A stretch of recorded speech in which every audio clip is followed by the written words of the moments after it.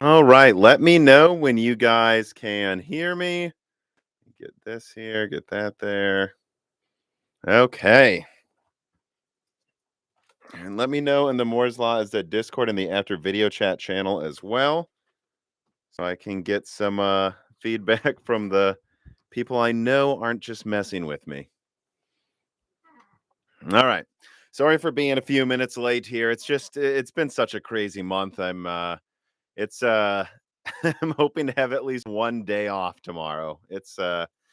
But anyways, yeah, the show must go on. Welcome to the end of month loose ends. For those who aren't familiar, I do a live stream around the end of every month where I just answer questions that anything left you guys have, whether it's regarding content that I put out this month or stuff coming out next month. It's just a chance to just there's nothing to hide here. Ask me whatever. And of course, patrons ask questions ahead of time, free, or can ask questions if there's time um, through the Moore's Law is Dead Discord as well. So if you support me on Patreon, you can submit these questions, right in there without having to submit a tip. But if you submit a tip, they are much appreciated and it allows me to see your question easier. It stands out more in the chat. And otherwise, I just pick from whatever question I notice and think is interesting. So, yeah, keep them coming. I just go back and forth between super chat questions and questions that patrons have submitted. Don't hold back. Send them out. I just queue them up and go through them for about 1 to 2 hours. So, yeah, let's get into it. And I suppose before I get started, I will of course mention that this live stream is sponsored by Micro Center. There are links in the description. You can get $25 off your purchase of all processors. I believe this applies to Zen 4 as well. So if you want to do a Zen 4 build, Micro Center has an absurd amount of deals right now. If you get an R7 or higher processor, you get free RAM. So you get free RAM. They'll give you like $20 off a motherboard, then another $25 off the processor if you use the link in the description. Also, just clicking on these links in the description really helps the channel. It shows more Micro Center that it's worth sponsoring me because you guys actually look at their deals. So they also give you another $25 off if you submit your build after you build it. So it's like what? Like $20 off a processor. I think $25 off a processor if you use the link, $20 off a motherboard if you buy a motherboard with it. They'll give you free RAM with Zen 4. And then if you build something and give them a picture, you'll get another $25 off. At this point, I don't know. I understand that Zen 4 sales are definitely, and we'll talk about it, probably not what AMD was hoping for. Although there is some suggestion they may have expected this. Again, we'll talk about it in a second here. But if you've been holding back and you have a Micro Center and you have to build now, I don't know. If you want an enthusiast system, all of these deals in the description and the other stuff Micro Center is offering this week, I actually think this entirely makes it worth building now. But yeah. So, anyways, let us get into this. And let me put down a timestamp here. Let me see.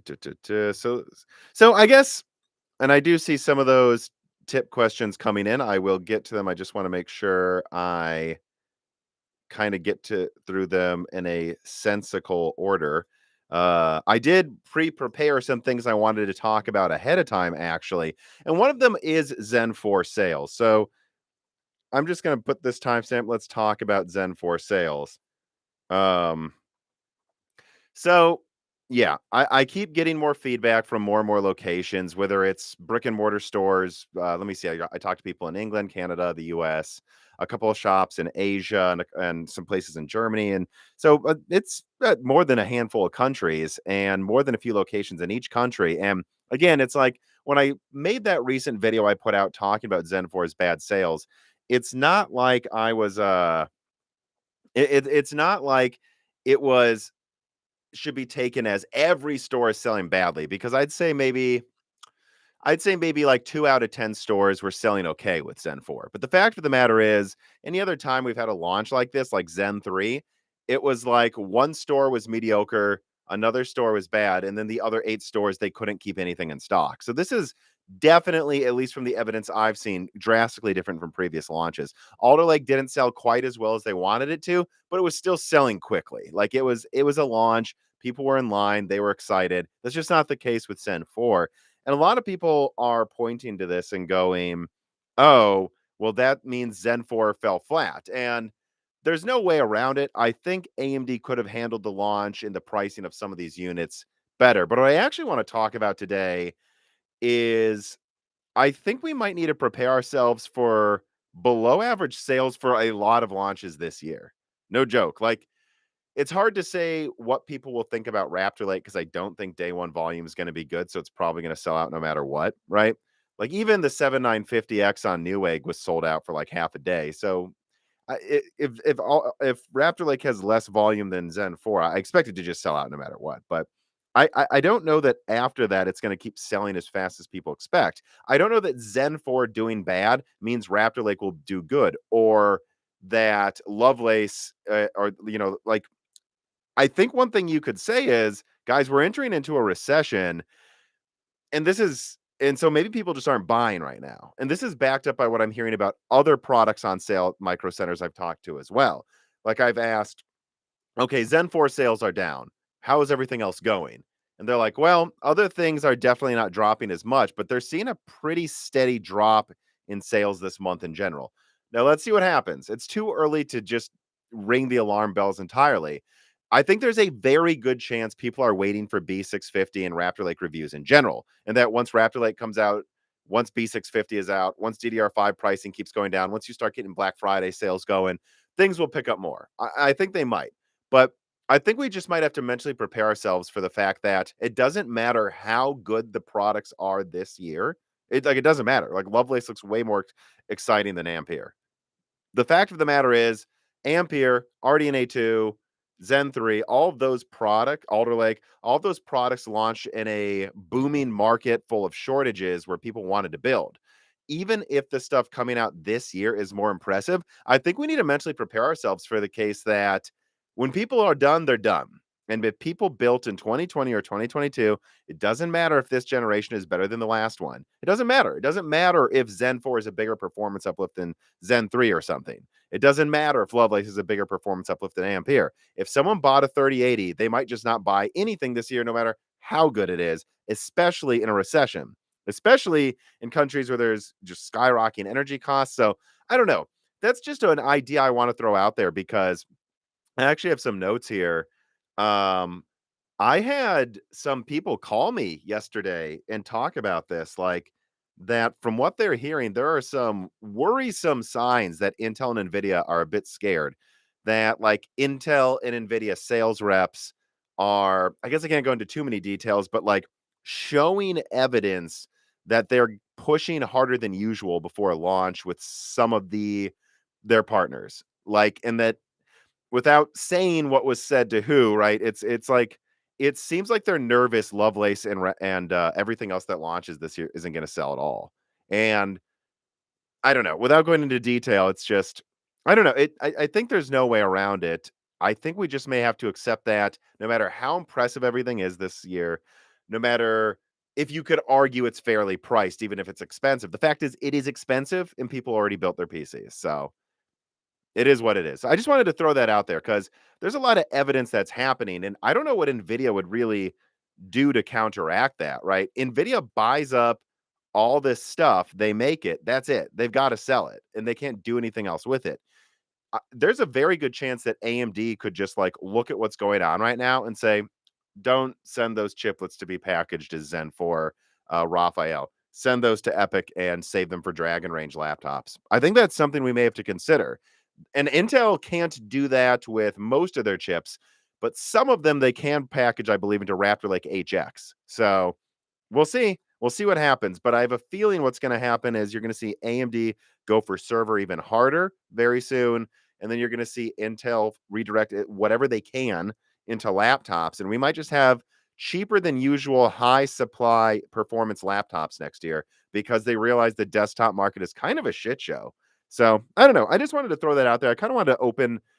I mean, I shared that on Twitter that Micro Center is giving away free RAM with Zen 4. What does that tell you about interest in enthusiast gaming right now for desktop? I think all of these companies are going to do what they can to redirect their supply to laptop and server if they can. And I don't know. I think Nvidia is one that's probably the most exposed, if you ask me, to be honest, followed by Intel, then AMD, because AMD can just swap over capacity to a bunch of other products and literally use the same chiplets for different things. So I don't know. I just wanted to start by talking about that. Let me start getting into some of these reader mail questions. I do have other things I prepared to talk about today, but I don't want to get behind. So, oh, and remember to hit the like button, people. We got over 1,000 people watching. Try to get 1,000 likes. So let me get to the RDNA 3 questions because I'm seeing them pop up. Daniel Bird writes in and he says, "Hi, Tom. I know in the past that you had mentioned that RDNA 3 might have some acceleration built into it for FSR. Is there any update on that?" Um, I just got to apologize when it comes to some of these things. Like I'm starting to get updates, for example. This is unrelated, but I'm starting to get updates on like Intel Emerald, make sure I remember correctly, like Emerald Rapids and Granite Rapids, and I've realized I haven't paid attention to Intel server roadmaps for like 6 months. Like I am way behind on covering that stuff, and I'm pretty behind on covering some of the RDNA 3 things as well. But the fact of the matter is the things going on behind the scenes at Intel, the Nvidia information and volume stuff I've been getting, I've just felt like this has been more important stuff to cover. So I apologize. Daniel Bird, I'm going to answer your question though about FSR acceleration. Months ago, someone sent me more evidence that there might be something there. It just seems like what they have now wasn't built for it. Does that make sense? So, like, it's not to say that there isn't some evidence RDNA 3 may have a way of accelerating a version of FSR that benefits AMD more than their competitors, even if FSR works on their competitors' stuff. It's just that the stack they've built now doesn't do that. So I think there's good evidence RDNA 3 may eventually get an FSR 3.0 that is accelerated by hardware within RDNA 3 that other competitors can't use or can't leverage that to get as much acceleration as AMD. But at least what they were working on as of a couple months ago just wasn't doing that. So, yeah, I hope that makes sense as an answer. But to be honest, I haven't really asked about that for a while. And I think I've said that before, but that's still my answer. But I guess to make it more concrete, what I would say is,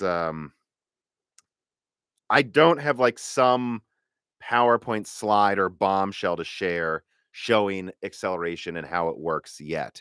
I just have evidence that there's something, and I've leaked that a year ago that they're working on that. There's evidence in some of the drivers that they may have something with that, but yeah, that's all I can say. So I just leave it at that. I'd say it's something that clearly seems like AMD's working on, but I'm not willing to place any bets yet on what they announce soon, especially because I think AMD's focus needs to be just making sure every game even has FSR 2.0.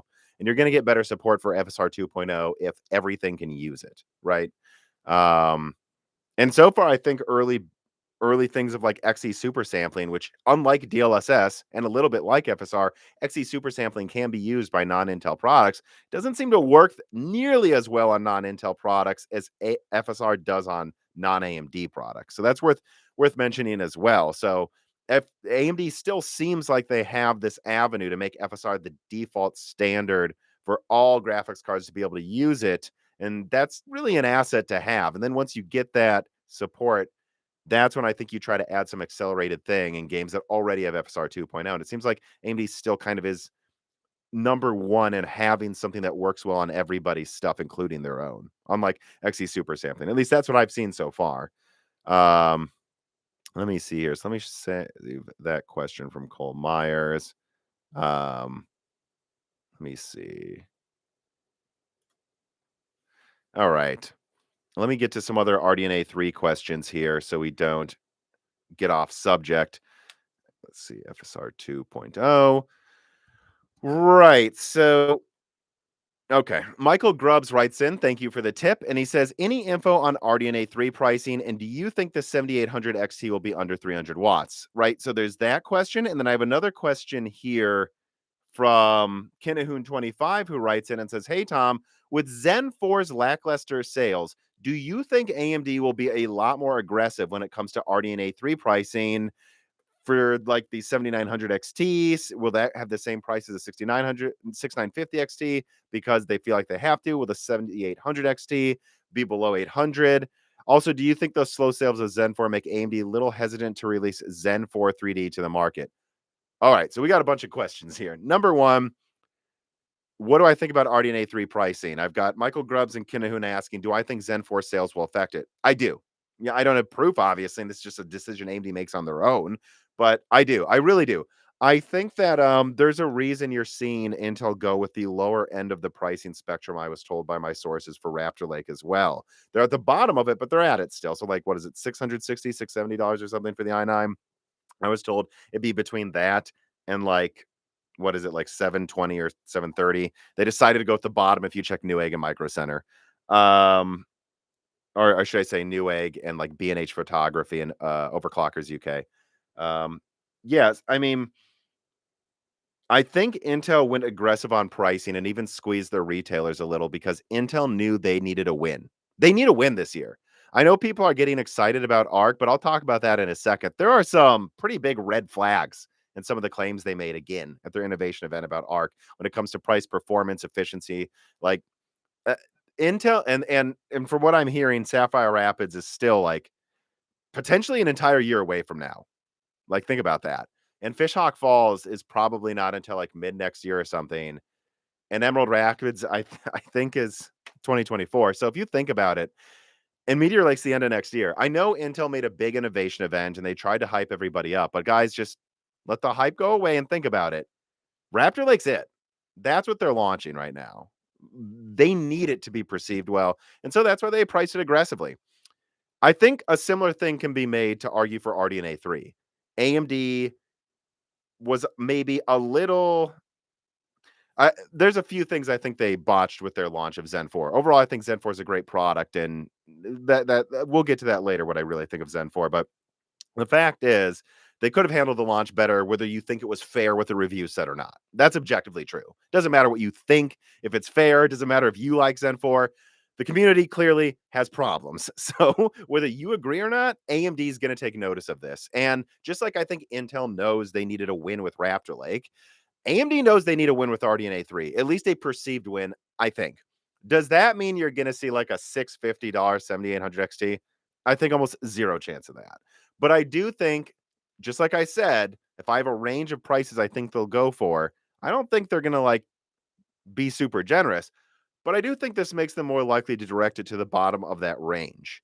I'm still not 100% sure though, even if they've I don't think AMD's honestly 100% decided which SKUs to launch just yet. I've been told by multiple sources it's two SKUs, so you can probably guess it's the 7900 XT and the 7800 XT.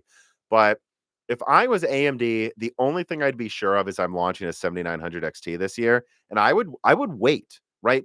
They got until November to launch this thing. They don't need to make final decisions until like Lovelace launch week.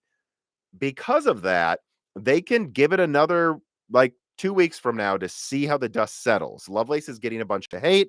Let's see what the reviews say. Let's see what happens to eBay pricing. I put this on Twitter. Guys, the A4000 is $500. That used to be a $1,200 professional product. And I actually found a link to 3060s for $280 on eBay. I might consider getting one as a backup card because who knows what's going to happen with this world. But like there are there are there's an alarming trend here in where prices are. And if I was AMD, I wouldn't want to make a final decision on RDNA 3 pricing and segmentation until I had to, because you want to see exactly where prices are up until the last minute to just see what you need to do to be perceived as generous. Because this is something I've thought about, right? The way AMD positions RDNA 3 is going to be a tightrope walk. A tightrope. Whoa. Let me try again, guys. A tightrope walk. Because if let's say AMD charged $1,200 for the 7900 XT, and let's say it traded blows with the 4090, but like lost slightly in ray tracing or something. Again, I'm not promising. I'm just like, let's say that's what happens. If AMD prices that at 1,200, an objective person who's not a fanboy, I think should say, wow, AMD made the same product as Nvidia, except it uses like 20 or 30% less energy, and it costs 20 or 30% less. That is way more generous. That's what an objective person would say. I have a feeling, though, what this market would say is, boo, $1,200 is still too much. Fair or not, that's what I think the market might say. So if you're AMD, you've got to think about Okay, so if we do like 1300 or 1400, they'll still think that's expensive. However, if we made the 7900 XT 1200 and then we compared it to the 4080 a lot, maybe then they'll put up with it. Same with the 7800 XT. I'm one of two minds about this. I'm pretty confident the 7800 XT is going to decimate the 4080 12 gigabyte, maybe even in ray tracing. This is going to be something that just blows it out of the water. Okay, so you might argue, well, then if they charge 750 for it, everyone will love it. I would say maybe, but also if you charge 900, you can still market it same price as a 12 gigabyte 4080, like 30, 40, 50% more performance and 16 gigs of RAM. That's I would be doing a lot of focus group testing on how gamers perceive like a $900 7800 XT, because there's going to be I can already feel some people watching this going, that would be insane. That's way too expensive. But they could still market it as same price as the 4080 12 gigabyte with more RAM, more performance. It's I think AMD is going to wait and see where the dust settles for a couple weeks and then make final decisions on segmentation. I have my ideas about what I think they should do. I do, but I'll probably be saving that for a video because it's actually pretty in depth what I think they should do. But to answer your guys' questions, yes, I think Zen Force sales are going to make AMD more sensitive to making sure RDNA 3 is perceived as good, because I think they want to win. And I think then they're going to do basically a Zen 4 reboot in quarter 1. And I want to be clear, I don't think Zen 4 is bad. And I think with all of those Micro Center deals going on, which links in the description to support Moore's Law is Dead, please check that out. I think Zen 4 is a fine purchase now that you get like free RAM of discount on the processor and the motherboard. What I mean, yeah, go do it. But still, I think it would make sense for them to just notice we're in a recession and then wait for kind of a reboot in quarter 1 on that. So, all right, I've answered that question. I want to scroll back up here, and actually pivot back to some AMD and let's see, i9 versus Zen 4 questions to make sure I don't miss these tipped questions. Let me see here. So let me cross that out. All right. So Cole Meyer writes in and he says, "Hi, Tom. Are the lower SKUs for Raptor Lake supposed to have E-cores? How would AMD compete with a 4P plus 2E 13100 around the holidays? That'd be an interesting product, although if you notice, they don't really disable 2 E-cores at a time. They disable whole clusters. So it'd be 4 plus 4, which would be 8, 12 threads total. That'd be a freaking sick i3, I'm gonna be honest. But right now, I don't know that there's any plans for that. 1300, 13, what would it be? What 13500K? If they isn't it would it be a 450K is usually the naming? Uh what was it? What were those KI3s called? What's I think it was yeah, i3. They would either call it like a 400 or like a 500K or some 350K. That's what it would probably be. Um I don't see any as far as I'm aware, everything below the Raptor Lake KI5s is rebranded Alder Lake. So, and I think they're going to do that to get rid of Alder Lake stock at first. I think I talked about this, which um, I think you guys, they had pretty bad they had bad Alder Lake sales for what they expected. They still weren't like worse than Zen 4 or something or close to Zen 4, but they were below what Intel expected. And keep in mind, Intel expected to retake market share with Alder Lake. They really didn't. So that's what they made too much Alder Lake. And now they're just basically disabling and underclocking a bunch of the top Alder Lake dies and calling them i5-13400Fs because frankly, that's close enough anyways. And I think what you're going to see Intel do is just sell off the Alder Lake rebrands as 13th gen. And then slowly, once that's gone, I am aware of another die that they have for Raptor Lake that is just not validated yet. And I think depending on if that sells quickly, they'll validate and then make another smaller Raptor Lake mid die. That's I think 8+8. I said, and I think Jim said that too first from Adora TV. And that's what they'll do. So there's a chance there may be two versions of the 13100F. One that's the Raptor Lake die, one that's the Alder Lake die, but it's starting with the Alder Lake die. But also what that means is I don't know that they have any plans.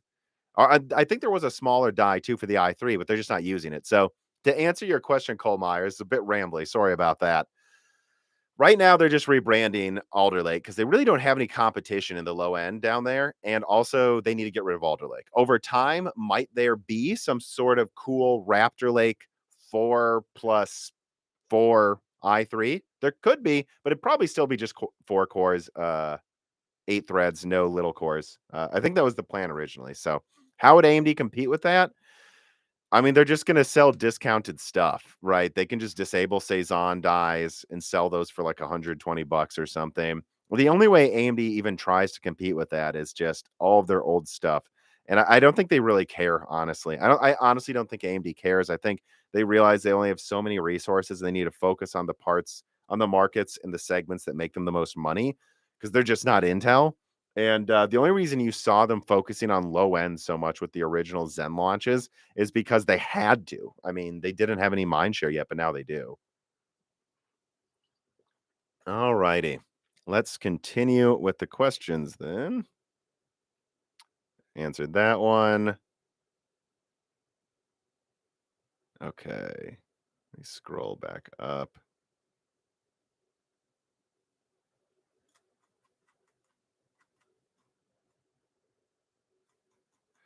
I did see someone, I think YouTube may have deleted it, but I did see, yeah, someone asked the question, why are they using PCIe 4.0 with Lovelace instead of 5.0?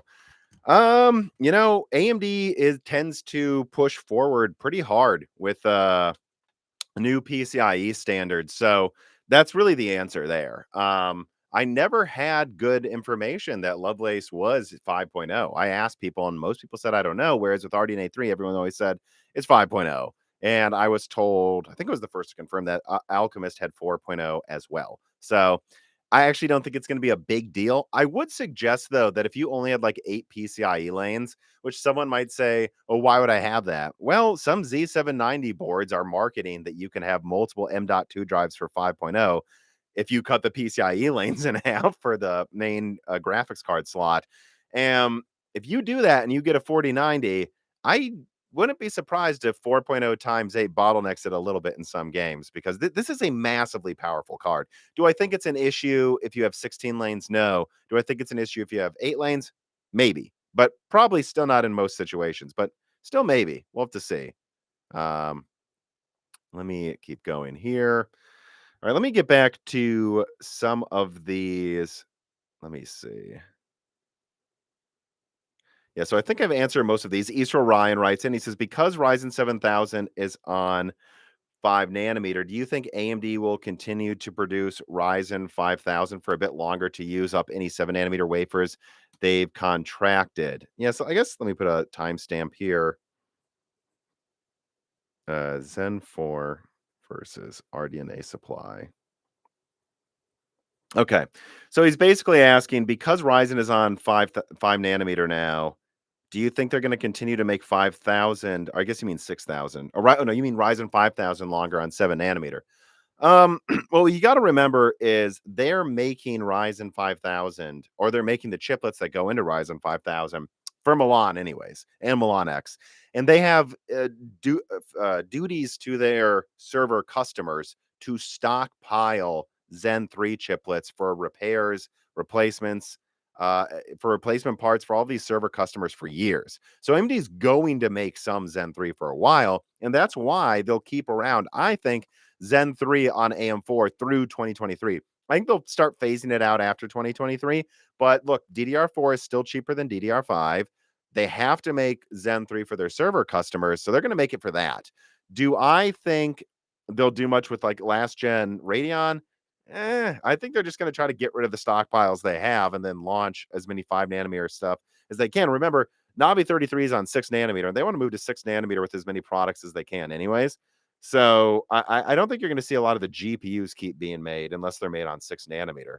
Um, like I could see AMD maybe just price dropping, for example, since the RX 6400 and 6500 XT are on 6 nanometer. I could see them just price dropping those to like 120 and 150 and just that's their low end crap. And then they have Navi 33 for what's above that, but they don't really bother with anything else from Ryzen 5000. They just use 5 nanometer and 6 nanometer for the rest of RDNA 3. So let me see here.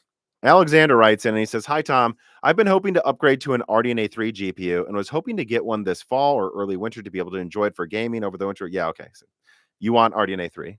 To to for long story short here, and you say you were hoping it would be $500 to $600, and that would be a 7700 XT. How long will we be waiting for more RDNA 3 besides the 7900 and 7800 XT launch in November?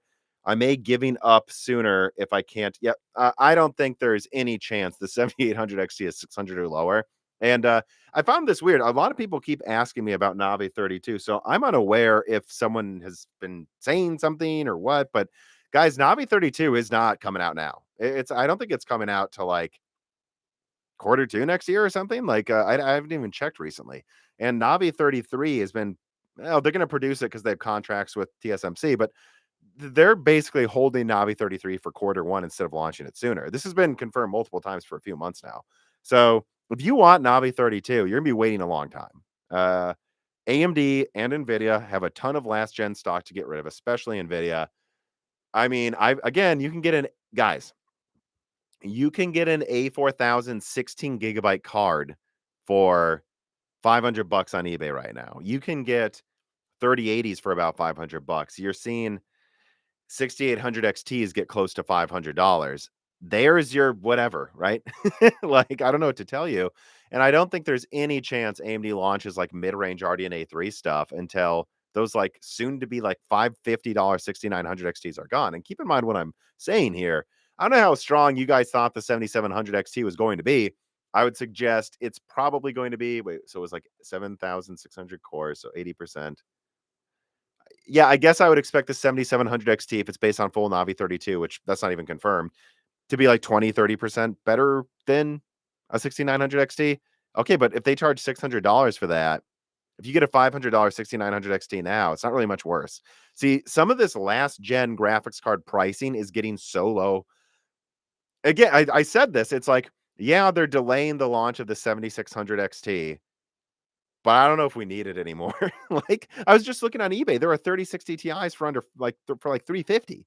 There's 3060s for 280. I don't know, guys. I don't think they need to launch this stuff now. I don't think it would make much sense. So I wouldn't be waiting for anything but stuff that costs more than $700 that's brand new from these companies for now. Although I will say this, I may know a lot about the 4070 and be telling you guys about it soon, but you're just gonna have to wait on that one. But yeah, you're just gonna have to wait on that information. But that stuff's coming. Let me see here. I'm really, I can't wait to talk to some sources about it too. Like, I'm really curious how Nvidia responds to the reactions to Lovelace because they might want to really adjust course here on their products. Let me see here. Mercial Ago Jim writes in, and thank you for the tip. He says, any new updates on Zen 4 3D, RDNA 3, or Meteor Lake? Well, you just asked me about three very different things. Um, I mean, guys, Zen 4 3D, I've already leaked it. It's coming out quarter 1. It's gonna be a monster. That's all there is to say, really, you know. Let me use this as a timestamp then to pivot back into Zen and Raptor Lake questions. Just let me make sure I'm not missing any of these other tipped questions because I do think that YouTube deleted a few of them because they took too long. Let me see here. Mason Mitchell writes in and he says, can you expand on your 4090 availability knowledge? On launch day, do you think it won't sell out for 30 seconds, 10 minutes? Well, Mason, that's a silly question for me to answer because it doesn't matter what I say. If I say it'll last 10 minutes, someone will complain that in their country on this one website they used it was 10 seconds. But then someone will say, well, in my country on this website it was 10. Guys, what kind of question is this? I'm not answering how many seconds the 4090 will be available on day one because it's going to be up for debate depending on what region, what country, what time zone you're in anyways. What I will say is the 4090 will be way more available than the 3090 at launch. Most early input I've gotten is that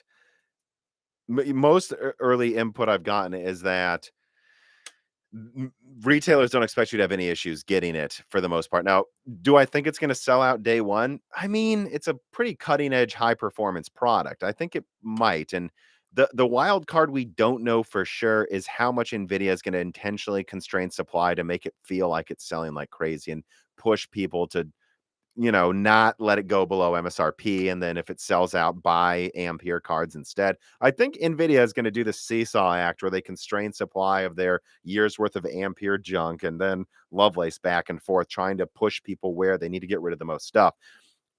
But rest assured, way more 4090s on launch month compared to the 3090s.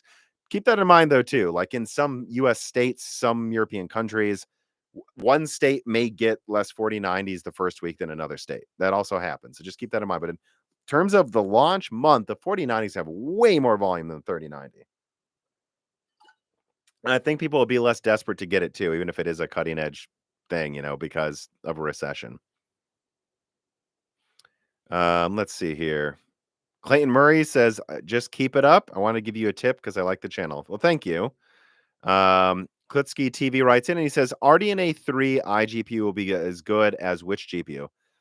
Well, it depends on the power consumption and it depends on which RDNA 3 integrated graphics. I've already said there's 2 versions of Phoenix. I can also confirm there's 3 versions at least of Strix. So I don't know, guys. Like, which one at which TDP? What I would say is it's pretty obvious it's going to be, I'd say at least 50% better.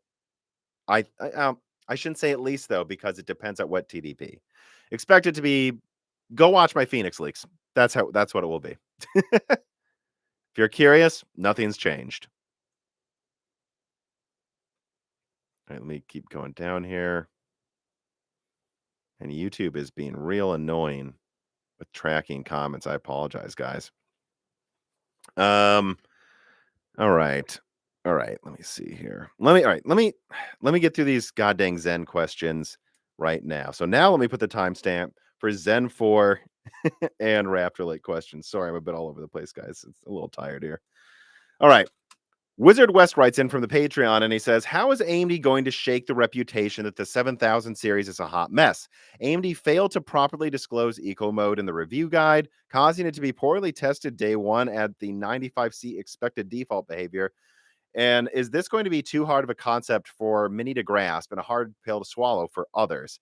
Yeah, the whole 95C thing, I got to tell you, there's a lot of sales reps. I don't mean AMD ones, just people like answering the phones at, like answering Q&As on Newegg or at a micro center walking the store floor that are fed up with these questions about 95C because they're like, there's been tons of Intel processors we've sold where they always hit 100C. All of a sudden 95C is an issue. And I think Google it, guys. Doesn't Lovelace max out at 90C? So what is Lovelace evil now or something? Like there's been plenty of products that had throttling temps above that. So this is ridiculous. I don't know what to say about the 95C thing, except that clearly AMD should have put more thought into how to message it. And in fact, you know what they should have done? AMD does all of these slick marketing things, usually with Robert Halleck, or he used to work at the company. Now he doesn't, but where Robert Halleck would do a 5-minute video on the AMD YouTube channel and explain Vcache and like all these things. I think AMD should have done a 95C maximum thermal performance video like a week before it came out and had Robert Halleck there and gone and said, well, what we found is if we can just find a safe temp and bump it down a bit from that. So let's say instead of 100C, where it'd be a little dangerous, we make it 95C, where we're sure it's safe. And then we hit that, then we know it's not going to throttle as much because it's not tied to power. At a fixed temperature, there's less throttling, there's less, micro stuttering. If you would have done a slick video explaining the whole 95C thing a week before the reviews came out and allowed people to have a week to digest it and talk about it and be ready for it, not make it a surprise, that would have been the way to handle it if you ask me. But instead, what AMD did is put this in the review thing, didn't tell them about eco mode. And so some reviewers concluded stuff that I just don't think is true. I don't think it's bad for the processor at all. Like, this is not you. You're not the processor. Your temperature requirements are not the same as a piece of silicon. I think the controversy around it is ridiculous, but I think AMD could have absolutely handled it better. And I think they'll be thinking about this with future launches. But again, I've had Intel processors that hit 100C and just stay there forever. So I don't know. Ridiculous. Trogdor writes in, he says, since there seems to be a lot more pressure with pricing, are we likely to see cheaper Zen 4 parts sooner rather than later? Then with the cheaper Zen 3 parts. It was what a year. Oh, he's saying so. It was what a year after Zen 3 launched that we finally got the non-X versions and decent discounts. It would make sense for me that AMD should incentivize people to buy AM5 early on since they're up against a dead platform. Yeah, I mean, look, Intel, AMD. I mean, AMD really didn't even have competition. I mean, Rocket Lake was a complete joke. Um, and so they were able to just milk the shit out of Zen 3.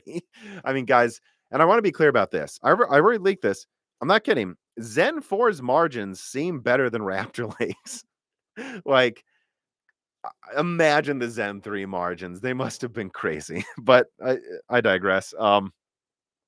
Anyways, though, will we see cheaper parts sooner rather than later? I think maybe. I'm not sure exactly how they should handle this. I don't know that I would do an official price drop yet because I actually don't think they're that unfairly priced. I think what AMD needs to do is just let DDR5 pricing come down, let B650 come out, let the motherboard manufacturers stop milking the shit out of their boards, which I told you guys, like I can't say which one it was, but one motherboard manufacturer told me literally the first few thousand motherboards we ship add 20%. And we even say it won't be next month. Like they are intentionally milking.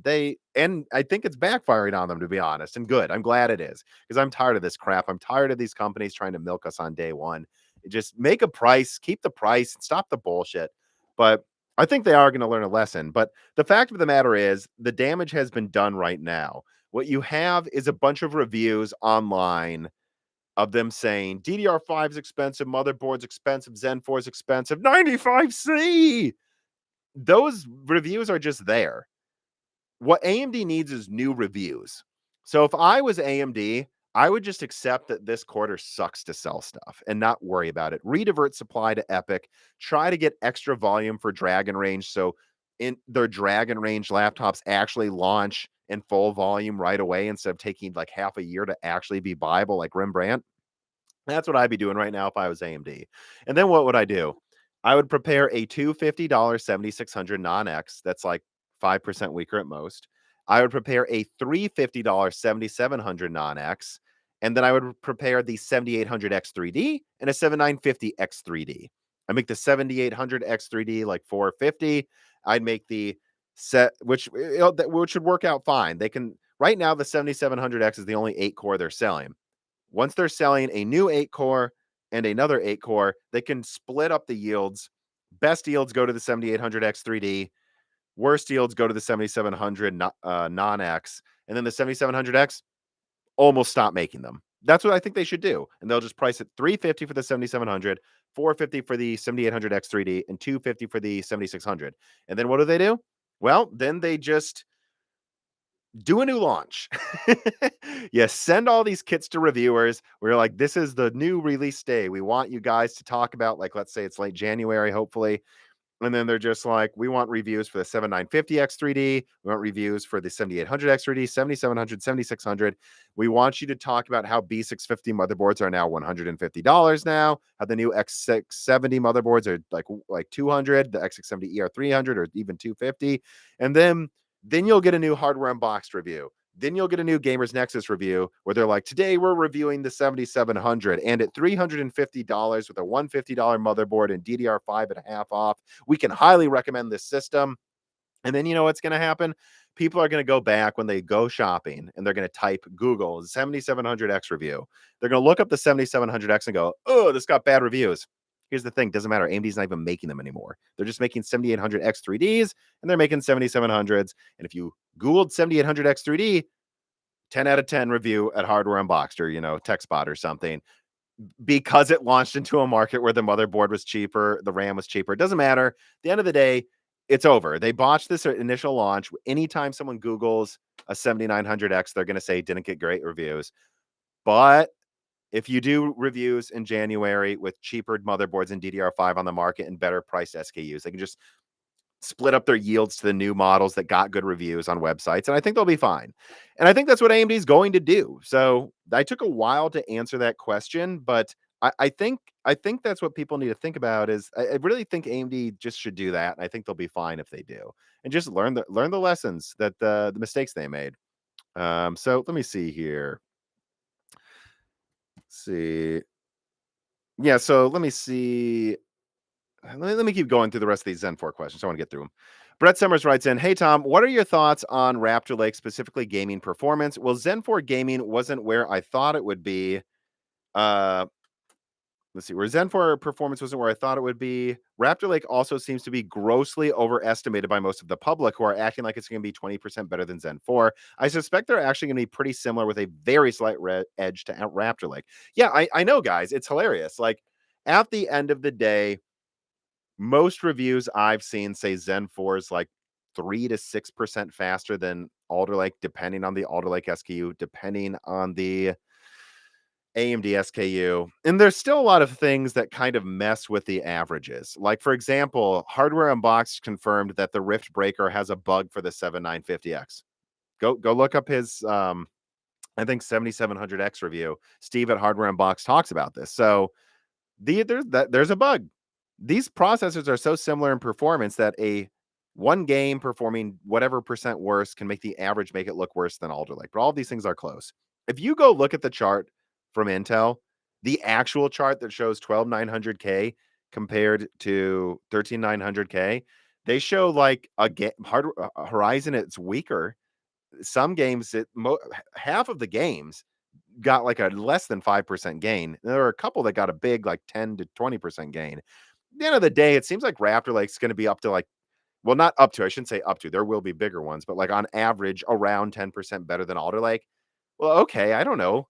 Linus Tech Tips found the 7950X beat the 12900KS by 5%. So they're going to be close.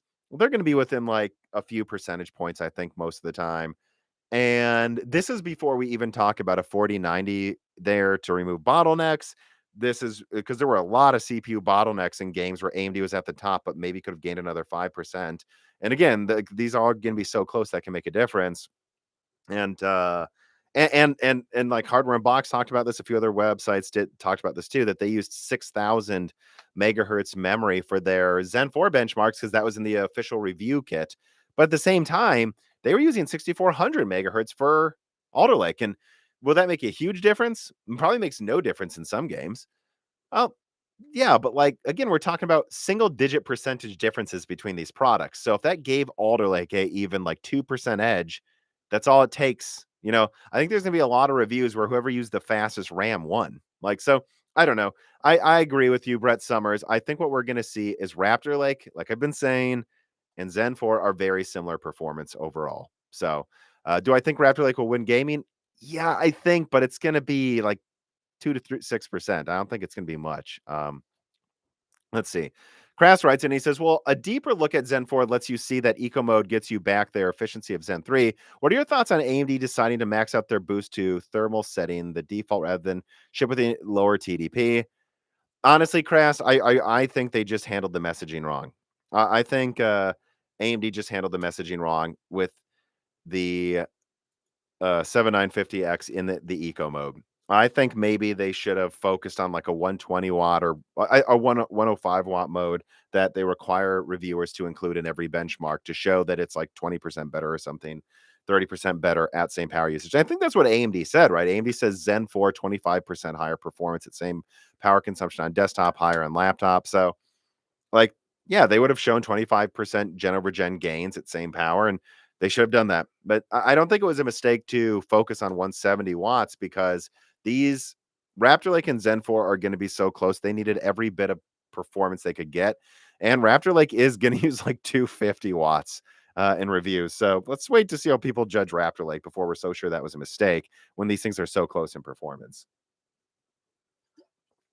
All right, let me get to some of these tipped questions.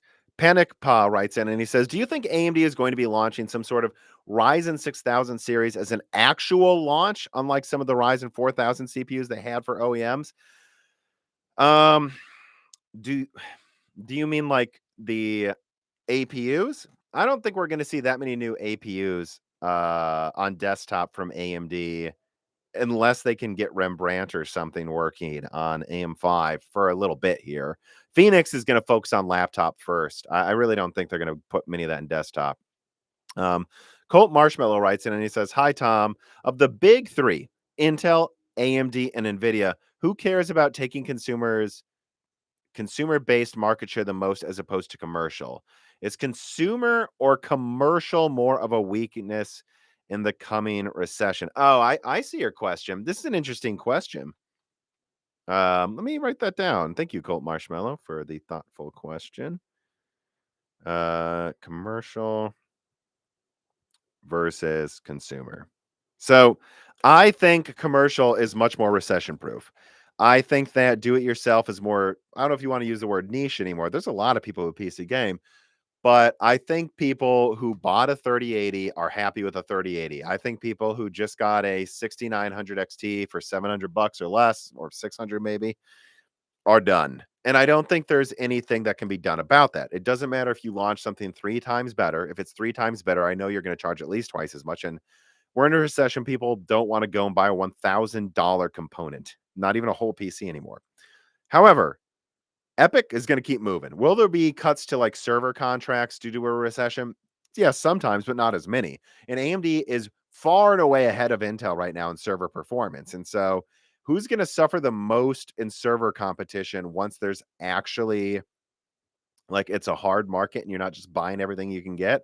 I think Intel is, because AMD's got the more efficient thing and energy costs are up. So I think that's why you'll see AMD pivot their chiplets to Epic and then laptop, especially with laptop, because with laptop, it's not like you can just wait and buy a new graphics card and throw it in your system.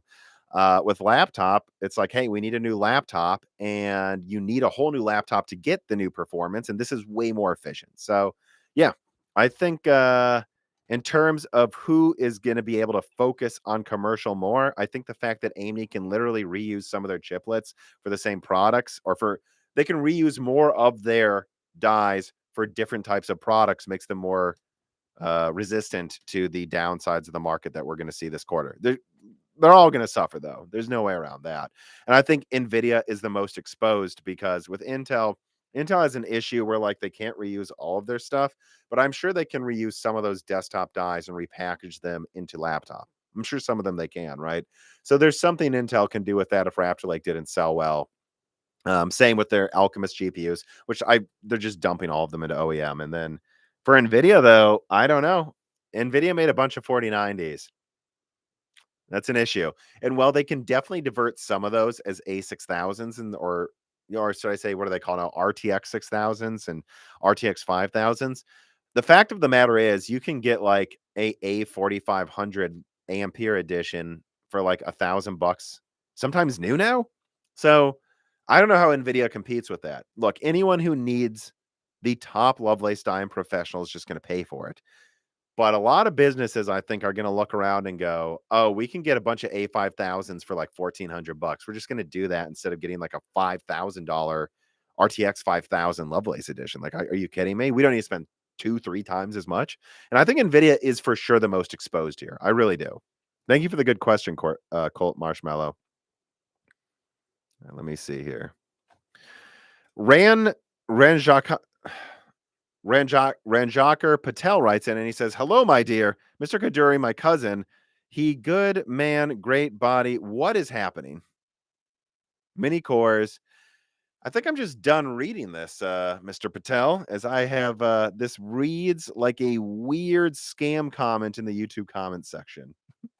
Matthew Anderson writes in and says, "If I want to," I'm still laughing at that comment. Roger Kadori, great man, great body. Yes, I've met him in person. He's a pretty good body. I agree.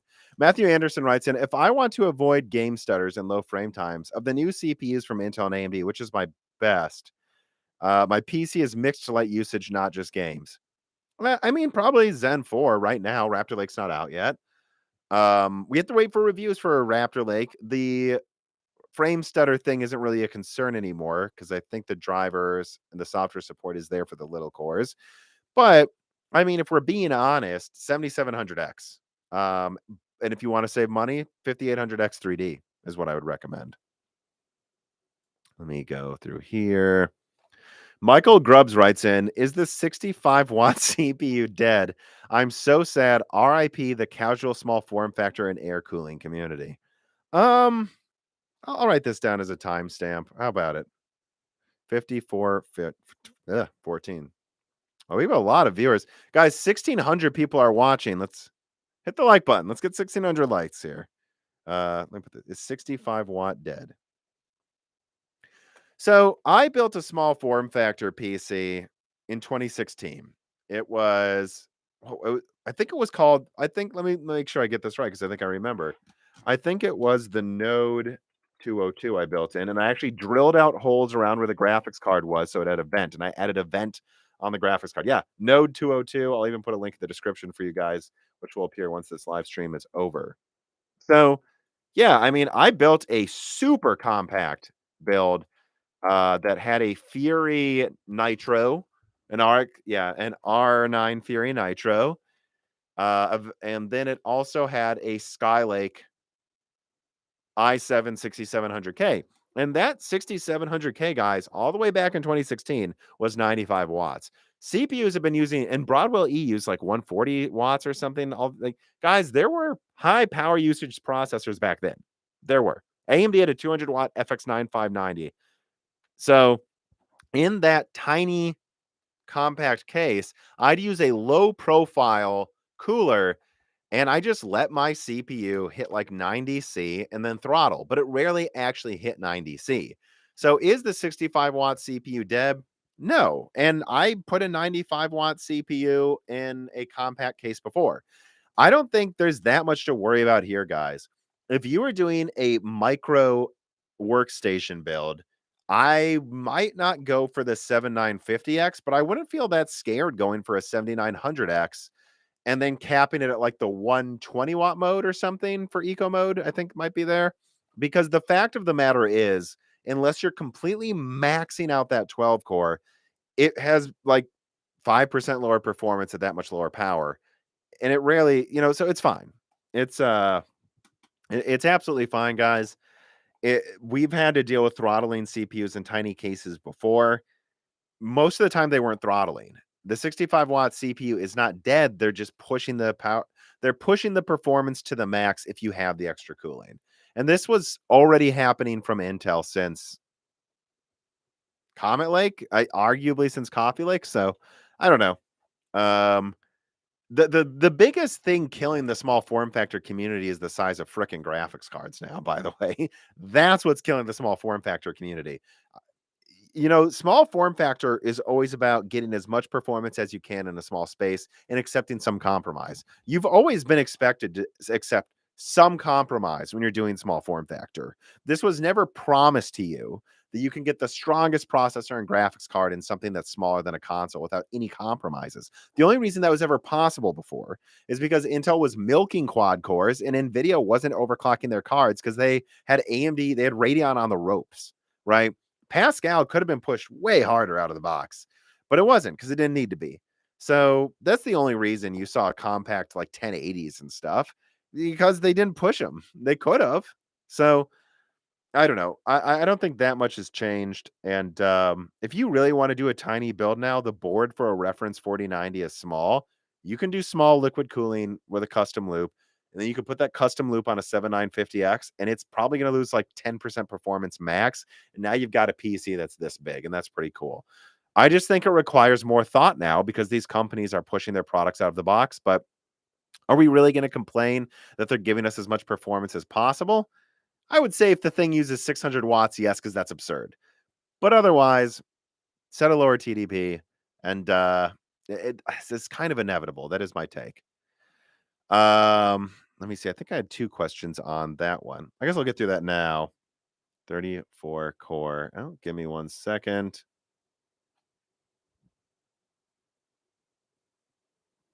And all variants of SPR.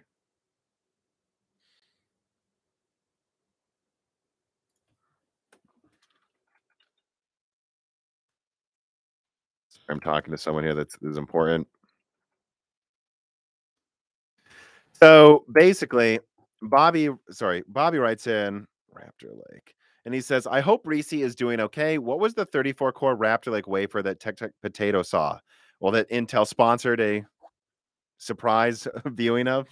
It's a sponsored Intel unveiling of something. I mean, I don't have much to say right now. It just seems like a higher version of Fishhawk Falls with 34 cores instead of 24. There's always been a 24 core Fishhawk Falls product. Looks like there's also a 34 core die. That's not coming out for, I'd say, 6 months, probably half a year. So there's not much to say. This is their attempt to compete with Threadripper, uh, Fishhawk Falls, and we'll just have to see how much it can keep its performance, because on a monolithic die that big, um, yeah, I mean, throttling is going to be a concern. So I'll just leave it at that. As far as I'm aware, Fishhawk Falls is planned to come out Q1, Q2, and that includes the 24 core model that I leaked exclusively. That also includes the 34 core one, I believe, that Intel showed off. So, yeah, I think you should be able to get both of those. You know when that's coming out? Right when Threadripper is, maybe even slightly before Threadripper. We'll have to see. I actually think a little bit before Threadripper. So this is Intel's competition for Threadripper: a 24 core die, a 34 core die, and then AMD is going to have up to 96 cores. We'll just have to see how they price them. But this is good though, because AMD's had so little competition with Threadripper for the past 3 years that they haven't even bothered to launch new stuff that often.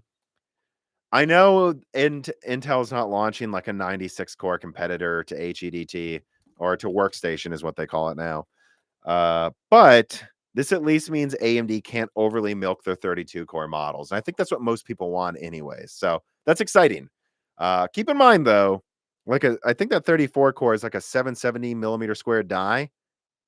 That's not going to be cheap. But I don't know. That's what it comes down to. Can they price a 34, or probably they'll disable 2 cores and make it 32 cores? Can they price a 32 core Raptor Cove product at $2,000? Maybe, but I think they're going to have to compete with like a 32 core Zen 4, which is what I think AMD would probably do. So yeah, it'll be interesting. We'll have to see, but just keep in mind this ain't coming out for like half a year. I'll have to make sure I have a timestamp to that, right? Let me see here. And I want to be clear too. That wasn't like me saying it probably is coming out the same time. It is. It's coming out with the other Fishhawk Falls. So think of that as half a year from now. Perfectly themed, but just want to say that D5K11 writes in, "Hey man, I love the intro song and graphic for your YouTube videos. It's not offensive, perfectly themed, and totally random, but just I wanted to say that." Yeah, I mean, I feel very lucky that Sahara allowed me to use their music. I put a lot of thought into what band would fit, and I thought they did a great. I thought they're perfect fit for Moore's Law is Dead. And check out Sahara. I think their SoundCloud is called Sahara Sucks, and they have a band camp with other songs on it as well. Aaron McQuaid writes in, he says, "Is there any news on Fishhawk Falls?" Well, I think I just answered that, right? Release date, price, chiplets. Yeah, let me see here. Let me put a new timestamp to that specifically as well. So was that around 58? So yeah, I just confirmed some Fishhawk Falls stuff. So let's leave it at that. All right. D511 writes in, it says, "Asked this a few months ago, and I'm interested to see how it's changed in the next year. When is the best time to build a high-end PC, and when is the best time to build a low-end PC?" Uh, okay. I get this question every time, but I like answering it. Let me write down a timestamp for this one. When build. So I have a friend that just ordered a 7600X because his Skylake system was literally falling apart. Like, we tried to get on Deep Rock Galactic and it just kept crashing. So he had to use his laptop, which is a laptop with a 3060. So it worked out fine. He has a good laptop anyways, but he then saw the free RAM Micro Center is getting away, which again, use the links in the description, guys. Micro Center will give you free RAM with Zen 4, and you can get another $25 off with the Moore's Law is Dead exclusive link. Make sure you use that to support the channel. And I think he's going to send that 7600X back, and he's going to be near a Micro Center this weekend. So he's going to get a 7700X, free 32 gigabytes of RAM. He's going to get $20 off a motherboard and $25 off his processor at the Moore's Law is Dead link. So, which I'll have to write that down. Send that to friend. I mean, now is not a bad time to build. He's basically getting, if you include the motherboard discount, the Moore's Law is dead discount. He's getting that i7 for like i7 R7 7700X for like 350, and then he's getting the RAM for free, and he's got a motherboard and X670E in mind that looks fine for like $280. Now's not a bad time to build. I really don't think it is. If you're getting good deals, mid-range builds are great. High-end builds are expensive, but let's be clear. If you build a 7950X or an i9-13900K build with a 4090 next month, you spent half the money someone did getting a 3090 Alder Lake build last year. So be happy. It's still better now to build a high-end build than last year. Having said that, though, I just think this stuff's going to get cheaper. So the reason he's building now, my friend, is because God be is because his system is falling apart. I think now's a decent time to do mid-range to high-end builds if you're an if you need to. Like if you were just holding on for dear life for 2 months like he was, now's the time to do it. It's better than before. But if you want a really great build and you don't need to upgrade, just wait till Q1, I think. Wait for Zen 3D, wait for cheaper motherboards. DDR5's getting cheaper. Well, it's now free. Keep that in mind too. You could get a 7700X in the RAM and not even buy a motherboard yet. Wait for B650 to come out. Think about that, guys. But if you're doing a low end build, I think now's a good time to do a low end build. I'm sorry. The Zen 3 stuff, like it's getting like below $200. The 5800X 3D is getting around 350. I'm sorry. Now is a time to do low end builds, I think.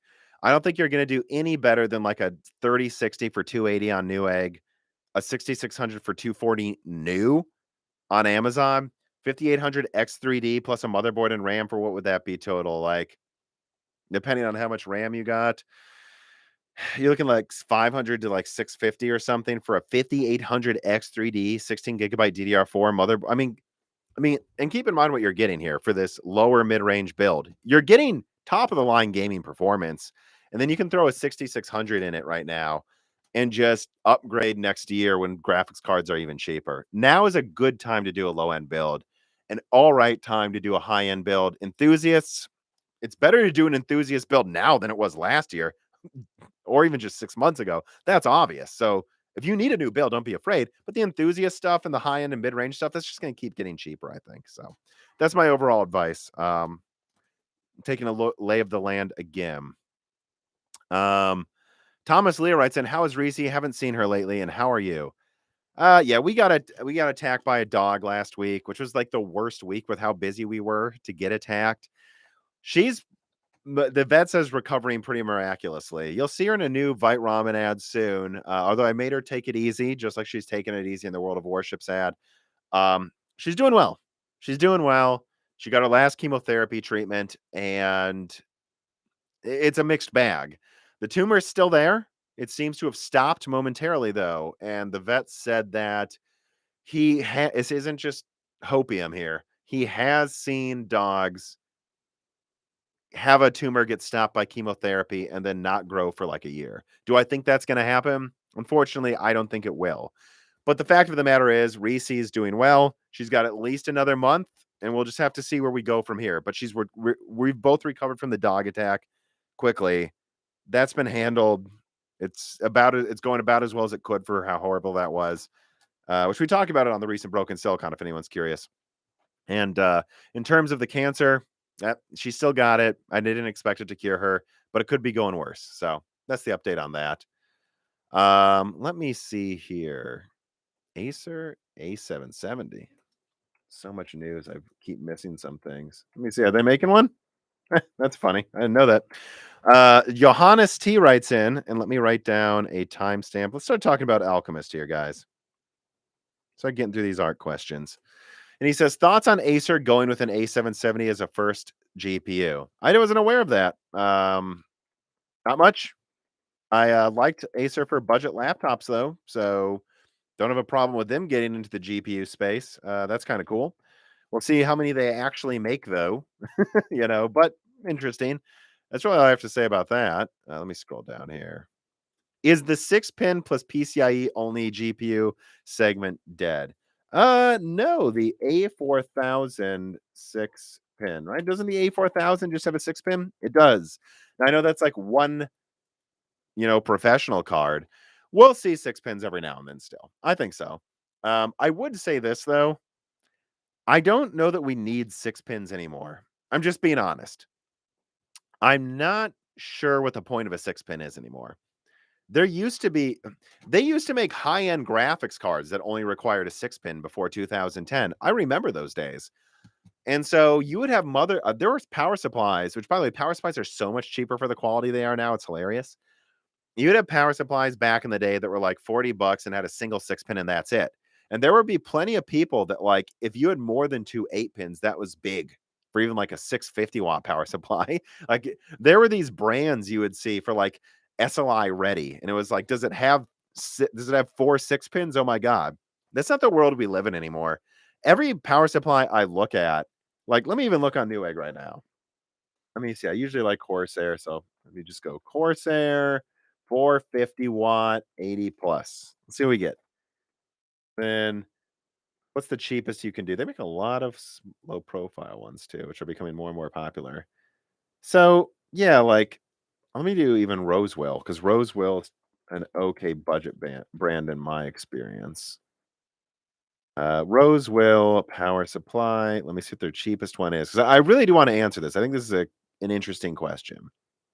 Right, so if I go to this, so this is like a 40 buck, 80 plus bronze, 450 watt.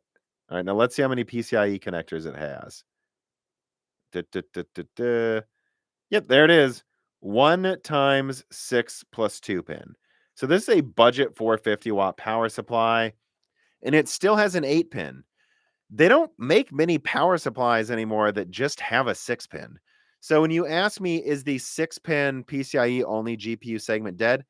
No, the A4000 does that. The A2000 does that. You can find some graphics cards that still have only a 6 pin occasionally for the low profile or the ITX versions of like maybe not a 3060, but like a 6600 or something. They're out there. You can find 6 pin cards to this day.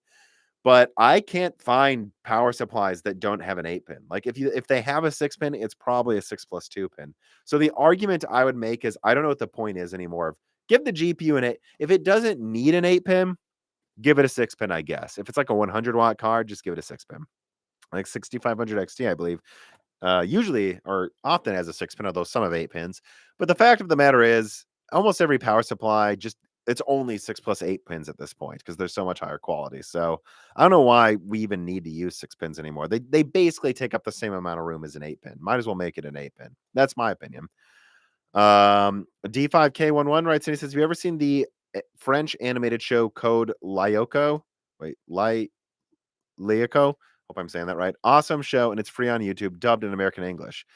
I'd want to watch it in the original French, especially because I took French. So, like, I've forgotten half of the French I know, but I'd say I still understand enough where if I'm like cooking dinner or shows in French, I don't have to read every subtitle. It's fine. I don't have to be looking at it at all times. But yeah, I wouldn't watch the dubbed one. Thank you for the suggestion. D5K11. Michael Grubbs writes in, thanks for being patient with my dumb question. I watched many Zen 4 reviews and there was no mention at all of eco mode in many of them. Your question wasn't dumb at all. I think it was a very good question. And that is worth pointing out. I didn't even realize that AMD didn't tell them to test it. Again, this was AMD's fault. They should have handled that better. Jakevs writes in with, let me see here. As AM5 will be around the next 4+ years, which yearly motherboard upgrades do you foresee coming during this period? Anything substantial? Oh, I see what you're asking. When will we see like a X770E? I don't know because there was X370 and then there was X470 and then they just kept X570 for a while. Yeah, I would say I would expect a new chipset for Zen 5. I expect a new one. And then for Zen 6, probably a new one. And then after that, they'll stop again. I would expect a similar pattern to last time, where the new one, because it's cutting edge, right? AM5 is using expensive components. It's up in the air which motherboards support multiple M.2s for PCIe 5.0, and if they have to disable some of the like PCIe lanes for the graphics card. So I think by the time Zen 5 rolls around, they're going to want a new chipset with extra M.2 slots for PCIe 5.0 anyways. And then after that, I think they'll have a final motherboard for like Zen 5 X3D or Zen 5 Plus or Zen 6, and they'll just keep that.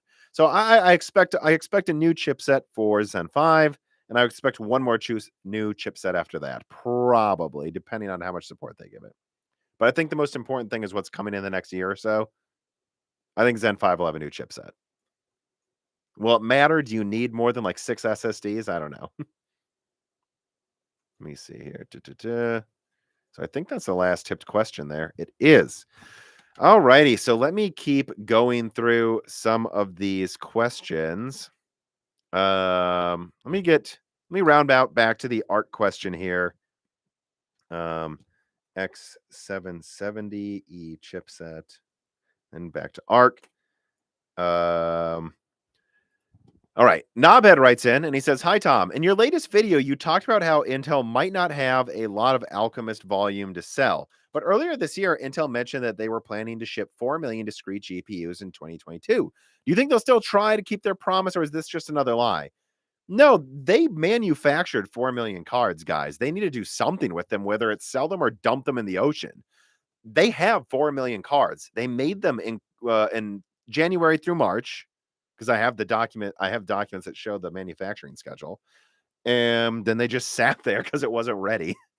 So at the end of the day, like, they're going to have to do something with them, but 4 million isn't as many as you'd think it is. Like, Nvidia sells, I think, 10 to 20 million a quarter. 4 million's shit. Like, so I think what they're going to do is they're going to have a one launch. So of the 4 million, I've heard, like, I don't want to say an exact number, but it's over half's going to OEM. I think they said, like, I don't know, like it could be like 80 or 90% just gets dumped into Dell and HP to get rid of into laptop. And they'll save some of those to put into laptops in Q1 with Raptor Lake Mobile. So how many are they actually going to launch with? My suspicion is they will want to do a decent volume, because 4 million, most graphics card launches have between like 50 to 300,000. Like if it's a 3090, 50,000. 50,000 isn't a lot though. Like for a good graphics card launch, you usually want 150 to 200. So if they're making 4 million cards, and I said 90% might be going to like OEMs. So let's just subtract that right now, right? Let's go 4 million, 123 times 0.1. So you have 400,000 cards. But keep in mind, I don't know what percentage of those are the high end and the low end, right? So I don't know. I don't know how many of those are the low end die. I think what you're gonna see is like an RX 6600 XT like launch, and then that's it. So if you want it, I think you'll probably be able to get it day one, but once it sells out, it's mostly gone. They'll have little shipments here and there, but as far as I've read, they might not make any more Alchemist. Like what they made in Q1 might be done, because like I've told you guys, they're effectively canceling discrete graphics for at least a while here. So if you want it, make sure you get it as a collector's thing. And the only thing I don't know about availability for the do-it-yourself launch of Alchemist is it's like, I don't know how many people want it for the memes, how many people want it because there's an Intel sticker, and how many people are going to avoid it like it's radioactive. I don't know. But I would expect you can maybe get some, but it might be more limited than you would expect because they're dumping most of it into OEM. But I just don't know how many people won't bother to buy it because it's gotten bad press. I don't know. But 4 million is not as many as you'd think. That's really what I wanted to say. Let me see the other tipped questions here. Mixie T writes, and he says, "I love your podcast and I have a decent mid-range PC. Would love Zen 4, but can't really justify it at the moment. So I will have to wait until a new year." Well, I mean, again, if you don't need it, don't get it. I have a 3950X, guys. And at the end of the day, I don't need more performance. It maxes out my 120 hertz display with ease. It's more than enough multi-threading performance. I can multitask. I can render. I recorded a podcast with Dan when we were pressed for time. I was rendering a video while recording and had 10 Chrome tabs open for the links that we were looking at for the podcast. So I did all those things at once with the 3950X. I don't need something better than this anytime soon. It's not even worth the headache of taking it apart, in my opinion. I will say this though, if they made a 5950X 3D and it was like 600 or less, I'd probably buy that though, because I'd want that doubling of performance per core. D5K11 says, you a fan of the Deus Ex series? I loved Mankind Divided and Human Revolution. Both of them surprised me how good they were. Yeah. Modern Solutions writes in and he says, the reason I asked about 6-pins is I want to upgrade. I used workstations from eBay, which comes with a redundant proprietary power supply, which only has a free 6-pin. Well, then, my friend, if you can only use a 6-pin, I know the best graphics card you can get, an A4000, which is a 16 gigabyte card. The A4000 is pretty cool, guys. It's basically the performance of a 3060 Ti at stock. If you overclock it, I got it to a 3070. And it has 16 gigabytes of RAM, and it uses the same amount of energy as a 6600. It only needs a 6-pin. So it's basically like a 3060 Ti with double the RAM and like 20-30% less power consumption. Get that if you have the money, and you know you're getting a really cool graphics card for a ridiculously low price. Bobby0081 writes in and says, how did GPUs go from 24-pin 3x8s to the new 12-pin? It's just a higher quality wiring for the new 12-pin. That's how they managed to do that. Let me see here. Okay, I think I got through the tipped questions. Let me continue to roll through my Patreon questions. Make sure I'm not missing any subjects I wanted to talk about. I've talked about ARC a little bit. I've talked about that. Yeah, so let me round back down to here, which I guess, yeah, I guess I will say this too before I switch gears again. When it comes to ARC pricing, guys, it's at the exact lower estimates that I said they could be. I have the BOM costs for high volume sales before you add a cooler and ship them from Intel. And I can honestly say that the prices they're selling that A750 for is like $10 profits at most or something. And anyone who doubts that, Gamers Nexus already confirmed Nvidia had trouble letting AIBs profit with a $300 3060 6 GB. Go look it up. Google it. Because if Nvidia had trouble profiting with a 3060 6 GB at $300 when there were shortages, which I'm sure their break even was like 280 or 260 or something there. Because let's keep in mind what Nvidia means when they say trouble profiting. When they have trouble profiting, Nvidia likes big margins. So if a 3060 6 GB breaks even around 230, then what do you think a die 50% bigger than that with more RAM costs? The 290, that A750 is being sold at cost. So it's just funny to think about, guys. I just want to point that out there. And it's just hilarious. It's literally the minimum pricing I was told it could be. That's really all I have to say. All right, I'm getting a little tired. So let me make sure I get through the rest of these. Did you see eTechnics interview Johnny Guru? No. Let me see. So let's go to, all right. Let's just put a timestamp here and go sales questions. All right. KJM015 says, good morning, Tom. I was present at the Zen 4 launch at a micro center in Chicago on Tuesday. Been to that one. That's where Dan got his 2700X, by the way. And he says, despite seemingly preparing the store for a huge launch that morning, I know some micro centers told me they opened early. He says there were only 4 people there, and I was one of them. This to me signals a significant slowdown in potential sales for the tech space for the foreseeable future. How do you think this decline in sales will affect the pricing decisions at Nvidia and AMD and Intel this holiday season? Well, we've already seen Intel's pricing Raptor like aggressively. I think AMD is going to be less greedy than we were worried they were going to be with RDNA 3. And I suspect Nvidia will be, I don't know. I have more stuff to say about the 4070 soon. I'm really excited to talk about it, guys. But when it comes to pricing that card, the funny thing with the 4070 is like, where can they really, let me put I'll put the timestamp here because I do want to talk about, like, can Nvidia fix their lineup? Does BOM cost factor into R&D? No, and it doesn't matter. BOM cost is the cost to make the card, so no R&D. So if they break even, they spent all that money developing the card, Bobby. And so if they break even, that's bad. because that means they spent money to make something and they're not making money on each one sold. Um, but yeah, let me talk about this. So KJ asked this question, and I think this is a good subject. Like, how will Nvidia handle pricing their stuff now that Lovelace is getting bad reception? I honestly wonder where they can even price the 4070 because from what I can tell, yeah, the 4070 may be like a 250 watt, 10 gigabyte 80 104 card. That's like 85% the performance. Yeah, I think they're going to make it like 90% the performance. I guess maybe they'll still give it 12 gigabytes and we'll have to see. I think the 4070 is going to be 90% the performance of a 4080 12 gigabyte, but then it's like, where do you price it? Do you put it at 700?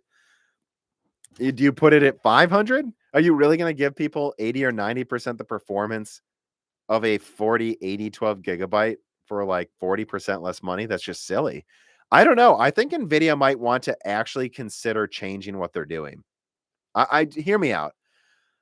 I think the 4090 is going to remain where it's at, priced where it's at, and you'll sell where it's at because it's the best. I think the 4080 16 gigabyte is overpriced, and they should maybe consider dropping the price to $1,000. But I honestly wonder. It's too late though. They've already manufactured the 4080 12 gigabyte. There's honestly a thing I wonder of like, should they have considered last minute changing the name on the 4080 and like putting a 4070 sticker on it, even if it was $700, because this is just so confusing. But I don't think they can. I don't know. I think Nvidia may want to consider. It really should have been called the 4070 Ti last minute or something. I really think Nvidia should consider pricing the 4080 12 gigabyte at like 750, like doing a last minute price drop, pricing the 4080 at 1,000, and then dropping the 4070 at 650 or 600 and just saying sorry. But I don't think they're going to, and I don't know what they do because the 4070, I don't know how they course correct. I think they're almost forced to charge $700 for the 4070 because if they charge less than that, it's insane compared to the 4080. 12 gigabyte, really 4070. Um, I don't know. It's an interesting question. What they do, because I really can't think of anything else they can do about that. Let me continue this NVIDIA conversation going. I actually had some things I wanted to talk about too when it comes to NVIDIA. Let me put this down here. A timestamp at 126. DLS. I did put that in the title. I need to talk about DLSS 3 for a little bit here. I've talked about Zen 4 sales, so we're good on that. Yeah, let's get through the rest of the Lovelace questions I have here. So I think you guys should go watch the Digital Foundry exclusive video on DLSS 3. I honestly wonder if Nvidia messed up calling DLSS 3 DLSS, because if we're being honest, it's not DLSS. It's its own interpolation frame warp thing, right? It really isn't DLSS.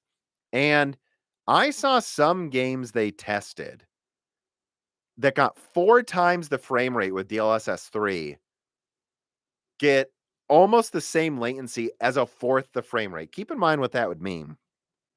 That means if you're gaming and you're getting 15 frames a second, and then you use DLS, like let's say you have a 4080 12 gigabyte and you're trying to game in 8K, and you're like, you know what? I can game in 8K now because NVIDIA gave me DLSS 3. Yay. I think you've got to consider that if you're getting 15 frames a second in 8K with a 4080 12 gigabyte, and then you use DLSS 3, yeah, it says you're getting 60 frames, and it may look like you're getting 60 frames, but the latency will be the same as if you're gaming at 15 or maybe 25 frames a second. That's bad. That's unplayable. That is unplayable. And so I, I think we've got to consider how bad the press was for DLSS 1 when it first came out. It was really, really bad. And it was kind of like ray tracing, where NVIDIA had to take years to improve the tech, to fundamentally change the tech so it was lower latency and worked better.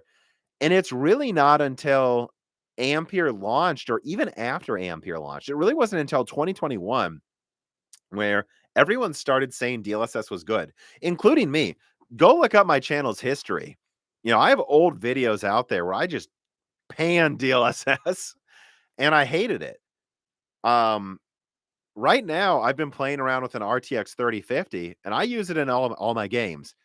Deep Rock Galactic, I play that all the time, supports it. Mountain Blade Bannerlord supports it. Battlefield 2042 supports it. Metro Exodus supports it. And I can game at 4K with performance mode DLSS on with a 3050 and Deep Rock Galactica, and I get around 90 frames a second in 4K with DLSS. DLSS is really impressive. It is legitimately part of my purchasing decision now when I look at AMD and Nvidia. Keep in mind, I went from let's go all the way back, a 7970 that I cherished. I have it back here somewhere in that pile of graphics cards. Doesn't have a cooler on it anymore. I'll pull it up. Let's do it, right? I broke the cooler on it a long time ago, but yeah, here's a Sapphire 7970. Still got it. This thing overclocked by 35% and really impressed me. And I went from a 7970 to a 390X. When I got my job at General Motors, I bought a 390X to treat myself. And then I sold that for like $300, got a 4080 for 240 for the same performance, sold that. Got a Fury when the Fury Nitros were under $300. When Pascal first came out, the Fury was actually kind of like a 4 GB 1070 for almost half the price. So I got a Fury Nitro for like 300. My friend got one for 250, and then I got a Vega card and a Radeon 7, and then I got a 3070, and then I got a 3090. I've been gaming on Nvidia for a couple years now. DLSS is a major thing. I'm worried DLSS could like tarnish DLSS 3 could tarnish the DLSS name again. Like, I really wonder if Nvidia miscalculated what calling this DLSS 3. Now, here's the thing. I think they called it DLSS 3 because they didn't want to call it something else, which I want to be clear what I think they should have called it. They should have called it Nvidia Super Frame Warp, or NSFW, the same acronym as not safe for work. I think that would have been hilarious. They should have called it Nvidia Super Frame Warp, because that's really what it is. It's not DLSS. And it's a new option. And I think DLSS 3 is a good option. I think DLSS 3 is cool for like maybe you're playing an RTS game on an 8K TV. Maybe you're playing something like the what's it, Man of Medan, those games. Let me look at super massive games, right? Medan, Dark Pictures anthology games. Maybe you're playing like Heavy Rain, which is now on PC, or a Dark Pictures anthology game, and they get DLSS 3 support. And this allows you to play an 8K 120 with a 4080 16 GB. That is what DLSS 3 is for. But for most games, I don't think it's going to be useful if in 60 frames you're getting the same latency as like 20 frames a second. That's unplayable reaction times. So, and we haven't even seen the artifacts yet. If you go to that Digital Foundry analysis, I mean, that was their best foot forward, was like all of these artifacts around Spider-Man walking in a straight line. So I don't know. I've got to say, when it comes to DLSS 3, we're really going to have to wait and see what that turns out like, because yeah, I don't know. There's some real reservations I see here in some of the games latency things I've seen. But let's leave it at that. I did have that spiel about DLSS. I might do a video analyzing it, but I want to wait for more data to come in on it. Let me see. Did I miss any tipped questions? I did. Let's see. Yasong writes in and he says they could just call it a 4070 Ti at $700. Yeah, I honestly think we're gonna have to see how the Lovelace reviews pan out, but I think that 4080 12 GB is going to get horrific reviews. I really do. And I wonder if it was possible. The problem is they've already printed the boxes. They've already manufactured the coolers that say 4080 on them. I think they should have done a last minute pullback, made new coolers, and called it the 4070 Ti and just made it 750. Is that overpriced still? Yeah, I think it's at least a little overpriced, but I think they should have just done that because it's just confusing to have two cards called the same name. It's so confusing. Let me get through the rest of these Lovelace questions before I get Daniel Dewar's thing. And I'd say we're getting a little long in the tooth here. I'm getting a little tired. So if you have any tipped questions, now's the time to do it. I'm about to wrap up the rest of the Patreon questions. But let me continue these Lovelace questions. Let me see here. So NVLink. Let's see. 134.14. Brad Medlin writes in from the Patreon and he says, what are your thoughts on Nvidia removing NVLink from the Lovelace Pro GPUs? Are there other products they are pushing them to? So I actually asked a contact about this who's an Nvidia partner and does well, I would say more than that. And yeah, he confirmed no NVLink, Brad Medlin, which I believe is all but officially confirmed now. What's interesting about Nvidia removing NVLink, not just from like the 4090, but from their professional cards, is as recent as February, they had spec sheets with NVLink on it that I've seen. So they must have just removed NVLink. It must have been last minute, or those spec sheets were like half a year old. I don't know. You know, I mean, everyone I talked to expected NVLink to be on these cards as recent as quarter two this year. So I don't know why they did that. I don't know why they decided to do that, but it is weird. And when I reached out to a contact about why, he said, yeah, they're pushing you towards these like other like A100 type, H100 type, A40, A whatever type products. That most of the times that you would use NVLink, you didn't even have display outs anyways. And so they're pushing people towards their no display out products. So I don't know. I think the die may still have the capacity to have NVLink, but they're just choosing to not give you it with a L6000, which is just, I don't know, just Nvidia being Nvidia, trying to segment and push you to spend more money. And it's kind of crazy though they're not including it in like a $7,000 product or something. That's just nuts. But it's official. They've removed NVLink from the 4090 and the RTX 6000 at least. So Swiggles writes in, he says, hey, Tom, with DLSS 3, I believe it has a lot of potential, but only when looked at as a motion enhancing tech similar to VRR or interpolation.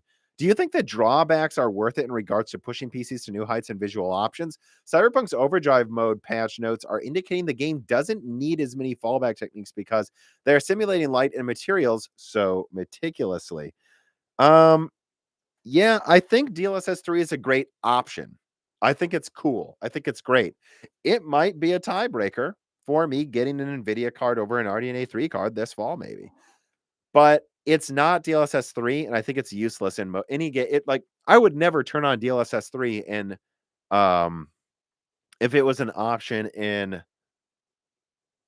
Elden Ring, right? Because the game's too hard, it requires too much skill. I'm not using DLSS 3 in Elden Ring if it like doubles my that's crazy. I'm not using that in Battlefield. No. There's a couple games I could think of. I might use it in Minecraft RTX. I might use it in Age of Empires 4. Although I have reservations of even if in a RTS it'd be annoying to use. So I think that it has real uses in some types of games, but I just it's not DLSS. It should be called something else, I think. Mazaria writes in and he goes, hello, Tom. Here's a short one. How do you think prices of the last generation will go following the launch of the next series of cards? Do you think that it would be worth it to get a $500 6800 XT over a similarly priced RDNA 3 card? Well, no, by the time AMD launches a $500 RDNA 3 card, they'll try to make sure it's a better option than the last gen stuff. It's not out now. But he goes, methinks VRAM will be fairly plentiful this gem, so 4K may be pretty easy in the middle tiers. I think it will be. I think the last gen stuff's going to keep going down in price on eBay. I think that's where you're going to want to go if you want a crazy bargain. And I think that it's not worth waiting if you need a budget card now because they're so damn cheap. But I think if you were to wait, they wouldn't launch a new card unless they know it's a better option than what was there before it. All right. Julian Vito writes in and he says, hi, Tom. Do you believe that NVIDIA reduced power of the 4090 last? Let me write that down. The timestamp. Do you believe NVIDIA reduced power on the 4090 last minute from 660 watts down to around 450 watts? Because they looked at the difference in coolers between the 40 or 50, 3090, and has me confused. They did. They brief partners on 600-watt cards. You've even got partners talking about how their boards are built to handle 600 and 660 watts. Think about that, guys. Why are board partners bragging about supporting 600 watts on their graphics cards? It's because the boards are the same. The coolers are the same. NVIDIA just gave them a 450-watt BIOS instead of a 600-watt BIOS to install in the cards last minute, I think it's because they knew they were going to break power supplies and look like complete idiots if they had a 600 watt power. But that was the thing. They were seriously considering 600 watt 4090s that for that extra 10% performance, but they decided it just wasn't worth it. And it was too much of a liability for warranties. But they really were. Those are out there too. So I wouldn't be, if EVGA was still around, I bet EVGA would leak the 600 watt BIOS for you guys because they used to do that all the time. But now we'll just have to see if someone else does. Oh, righty here. All right. Let me add a timestamp here called CPU price war. Remember, I only go 2 hours, so we're getting to the end.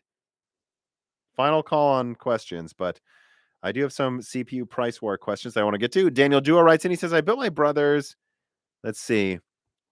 Well, I'll get to you, Daniel Duo, after this guy. Ariel Tejada writes, and it says, can you see this turning into a price war with AMD and Intel on the CPU side for this generation, since Intel is under pressure to increase margins and AMD has more headroom to make them look silly on price, they lower them without also having better price performance and platform.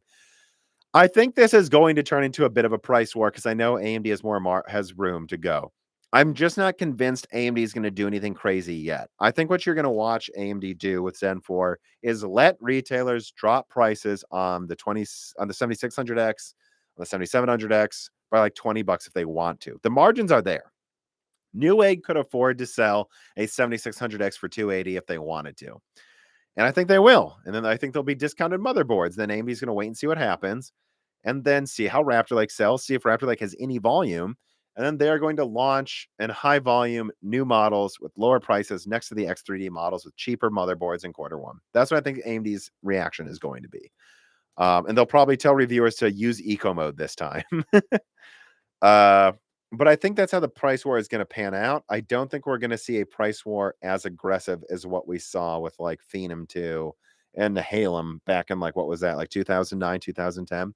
I don't think we're going to see a price war go that crazy just yet, but it could happen. And there's a reason I talked about it in a recent video.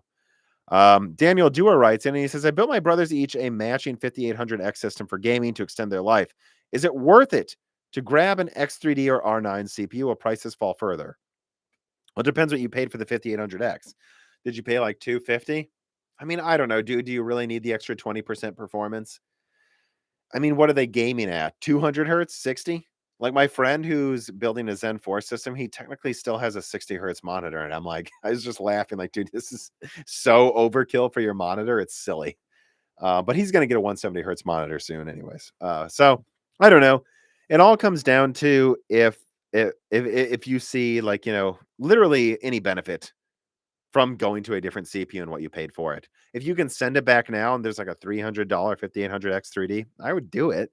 But if you got this for a cheaper price than the 5800X 3D, like less than 300, let's be honest, dude, you're not going to notice the difference anyways. All of these CPUs are just insane overkill. I mean, they're just insane overkill. I mean, Alder Lake i3s beat the 2700X and the 8700K in gaming. Think about that for a second. And let me see here, which I was glad Gamers Nexus pointed that out too. Make sure I'm not missing any tip questions. All right, we'll get to these in a second. Let me finish these. Clean Sweep writes in, looking to upgrade my brother's 2600X 16 gigabytes DDR4 system this holiday season. Since he plays single player games, I figure he can ride out AM4 through AM5's lifespan. When if he upgrades his setup to a 4K TV, what would be the best bang for the buck upgrade for this purpose? Should I get him 32 gigabytes of DDR4 where the prices are still good and slightly weaker CPU, or go also? He already has 16 gigabytes of DDR4. Can't you just get him 16 gigabytes more and just make it 32? He's never going to need more than 32 gigabytes of RAM for 5 years, I think. Just my advice, man, get a 5800X 3D, get 2 more sticks of RAM, call it a day. Like you'll end up spending like $450 total and you'll have a top of the line gaming system for 4 or 5 years. That's what you do, in my opinion. I wouldn't buy an entirely new stick of 30, unless you mean to add 32 gigabytes, so you have 48 gigabytes total. I don't think that's necessary. Just make it 32 gigs of RAM if he's only using it for gaming. I don't think he's going to need any more than that. King Coral writes in, what info do you have about the accidentally shown 34-core Raptor Lake wafer? Yeah, I like that you put that in quotes. It wasn't an accident. That was a marketing stunt. If it ever gets launched, it will probably in 6 it's Intel, so who knows about delays. 6 to 9 months, I think that 34 core will launch for workstation. Um, do you think it's going to lose in gaming compared to Raptor Lake? Yeah, we'll have to see. Honestly, I just want to see the reviews. But I already talked about that earlier. John writes in, "Hi, Tom. Love your content. Thank you. And you have helped me make so many decisions. With the AMD 7000 series and now APUs, do you know or think they will be planning on releasing a 7000 series G for Zen 4? Oh, I'm sure eventually. I'm looking to build a small form factor PC and do very light gaming, so an APU works fine for me. But I'd like to see RDNA 2 or 3 desktop series. Thank you for your time." Just keep in mind, dude, you can get a low profile RX 6400 right now, and like a Alder Lake i3. Like you could do that. And that is PCIe 4.0 as 5.0. So that would work fine with the four. So just keep in mind if you're waiting for an APU, there are small form factor options already. Keep in mind there are small form factor 3060s on eBay for 280. You can get an A2000 6 or 12 gigabyte for the price of a 3060 on eBay because a lot of miners bought A2000s. What a tiny little card, doesn't even need a 6-pin. So that's the only thing I'd warn you about. If you're like waiting to do an APU build, why not get like a $300 A2000 and an i3 now? That's going to be just as strong as, or it's probably stronger than any Phoenix APU that comes to desktop. So just get that now. That's what I would recommend. Um, Alex writes in, let's see here. I'm going to save those questions for the end. All right. Denerva 1G1 writes in and says, would you consider a 12 gigabyte 4080 a 60 class considering it's practically the same die as the 30? Well, no, it's a bigger die. It's like 10% bigger die than the 3060. It's not cut down. The 3060 is cut down and it's a much more expensive node. It uses like 100 watts more than the 3060. It is, I don't think it's a 60 class. I think it's a 4070 class. Maybe you could argue 4060 Ti, but look, guys, let me pull it up just to make sure I'm not spinning wheels here. But let me let me pull up this GTX 680 tech power up. To anyone who acts like what Nvidia's doing now is any crazier than the shit they always used to pull. Wait, why is this link not working? Tech power up seems to be down. Well, whatever. I'm pretty sure I remember. Let me do this. Tech die size 294. There it is. So let me put that in the description for people to click on after this is done streaming. But anyone who thinks it's crazy that Nvidia is selling, like, what is it, a 295 or a 295 millimeter squared card is a 4080.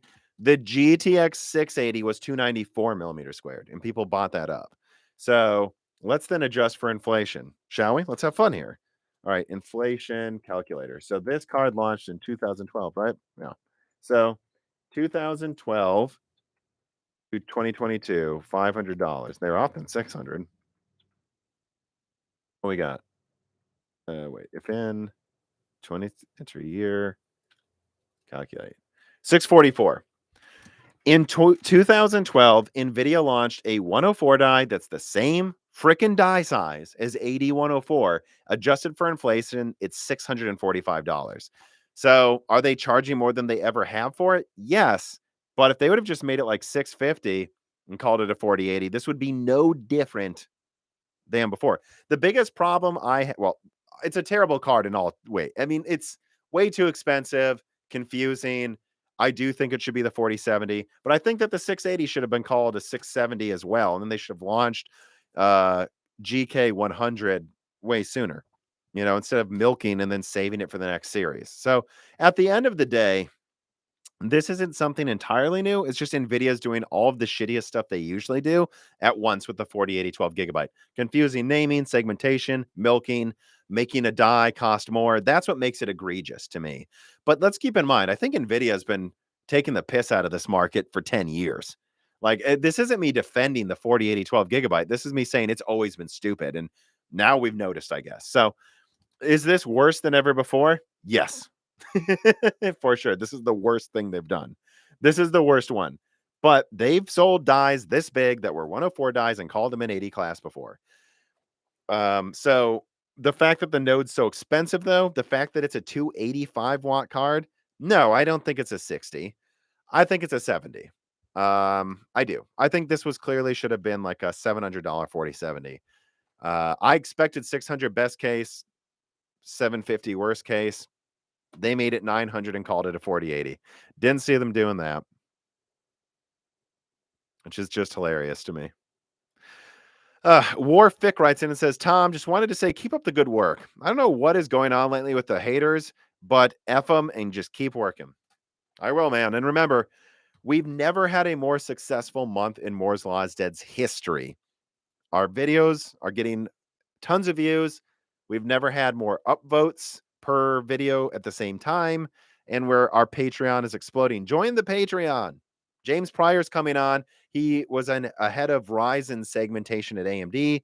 We're going to talk about Zen 4 and Raptor Lake segmentation this weekend. So if you join the Patreon now, you can ask me and James Pryor questions. I'm going to put out the reader mail requests after this is done. So just, yeah, F the haters indeed. And remember, most people aren't hating.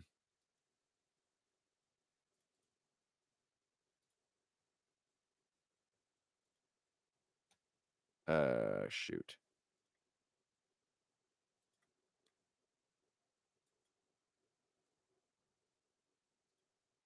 Oh, shoot. Did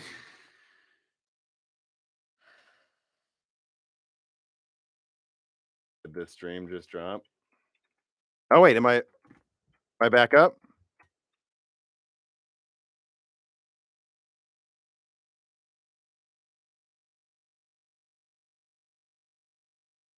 Can you guys still hear me? Can you see me asking you if you can hear me? Okay. It almost dropped, guys. That was it changed screens briefly and I was like, "Uh-oh."